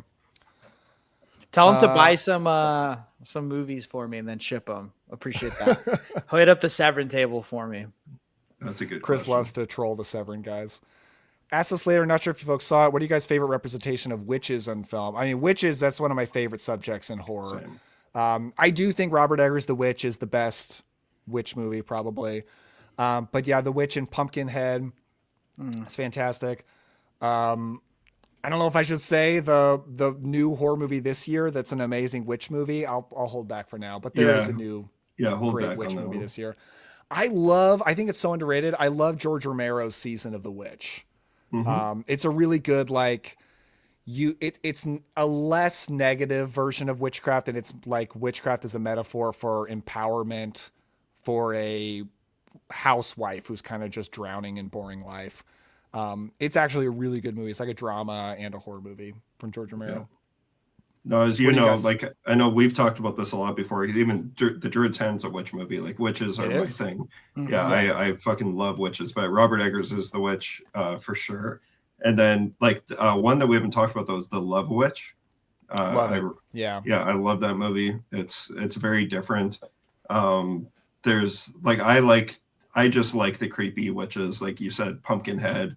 Pyewacket is a recent one that I really liked. It's just Pyewacket's awesome. Yeah, and it just has like a really creepy witch. And then one I know we used to always talk about how I wasn't the biggest Rob Zombie fan, but I do like the witches in Lords of Salem. Yeah, that was what I was gonna say that one. There's some images like when she's like standing on the counter and just like the makeup is so good. And that one gets better. Yeah, and I have to shout out Sleepy Hollow, Tim Burton's Sleepy Hollow. Yep. The witch. Somebody else did in here too. Would you count The Autopsy of Jane Doe as a witch? Yes, absolutely. And that's another great I would say movie. That's an iconic one for me. Yeah, it's an amazing moment when they peel back her skin and there's all that like witchcraft symbol under it. It's so insane. That is so one crazy. Of Brian Cox's finest. Also, Drag Me to Hell. I'm very passionate about witches. Yeah. I am too. I'm like obsessed with it. Yeah. For some reason lately, like the majority of also the horror books that I read are witch books. Like I just really am into the Which has subject made now. a massive comeback in recent years. They have. Yeah. And to the point, like honestly, even though I think one movie that I said I was never going to see ever in my life, and then I watched it because I was on a friend's podcast, was Hansel and Gretel Witch Hunters, like the Dude, that's Jeremy Renner. good. It's super fun. I had Yeah. no idea that it's like it was treated like Evil Dead, like or like Army of Darkness. I have always said that like it's basically an Army of Darkness sequel. Yeah, Like it feels like I thought it was like all like that. I thought that was in the same era as like Priest and Legion, I what we were talking about. Frankenstein. Yeah, but it's like there's so many practicals in it. Like I kind of want to watch that one again. Yeah. I just remember I was like, oh, this is Hansel, not your grandma's Hansel and Gretel. These ones say the F word. Yeah, I saw that in theaters because some friends dragged me, and I fully expected it was just like a superhero Marvel PG-13 thing. And then like there's all this blood and these F-bombs, and I was like, oh, this is rated R. This is like a horror movie. This is awesome. And it was like just a really tasteful blend of CGI and practicals. Like that's what blew me away the most, was that there's so many practicals. Mm-hmm. Agreed. But yeah, the Love Witch is an underseen one. I think people got to see that. One witch movie I discovered fairly recently that if you haven't seen it, I think you'd really like it. It's called Matriarch. Oh, yeah. That was the opening movie for Screamfest when we were there. Oh, there you go. Yeah. I really like that. I thought that was really cool. Yeah, it was very cool. Cool. Ridley Scott's Legend, Best Looking Scariest Witches. That's true. That's a good one. Meg, is that just her name? Yeah. Yeah, that's great. Let's see. Yeah, a lot of the answers we see. Ava Green and Dark Shadows. Angelique, of course. Good stuff. I vote the witch from Robin Hood Men in Tights. You know, I already forgot her. I don't remember. I forgot about Robin Hood Men in Tights. Jesus. I'm not the biggest Mel Brooks spoof fan. It's not really my brand of comedy generally. Yeah, that's fair. Let's see. I like to read horror books. I'm a slow reader, and doing this channel, I don't have a ton of time for it, but I've usually got like some book I'm reading. So right now I am reading The Halloween That Never Was, which I did a sponsorship with in my last video. And then I'm also reading Grady Hendrix' new book, Witchcraft for Wayward Girls. So it's another one of my witch books. I think it's amazing. Like I didn't think anything he would write would beat My Best Friend's Exorcism, but so far I think it's his best book that I've read. Awesome. Super good. I got a big one I'd recommend to you, Daniel, that you have to read is Slewfoot. Dude, Slewfoot is like the best book I've read in quite some time. It is. Yeah, it's a couple years old now. So, but yeah, that book really blew me away, and it's presented so beautifully too. Oh man, it's amazing. I'm like frothing at the mouth for a Slewfoot movie adaptation. Like that would be amazing. They have to have a decent budget for it because you couldn't do that on cheap. But yeah, man, I love that book so much. Yeah, it's great. That book gets so violent. Like I couldn't believe how gory and savage it was getting by the third act. Crazy. Okay. Well, this was fun, guys. We went a little over 2 hours. I'm so glad we all got to hang out again. Like it's been a couple of years probably since we've all hung out together. It has been. It's been nice chatting with you guys again. Haven't seen you guys in 2 years. It's crazy. Yeah.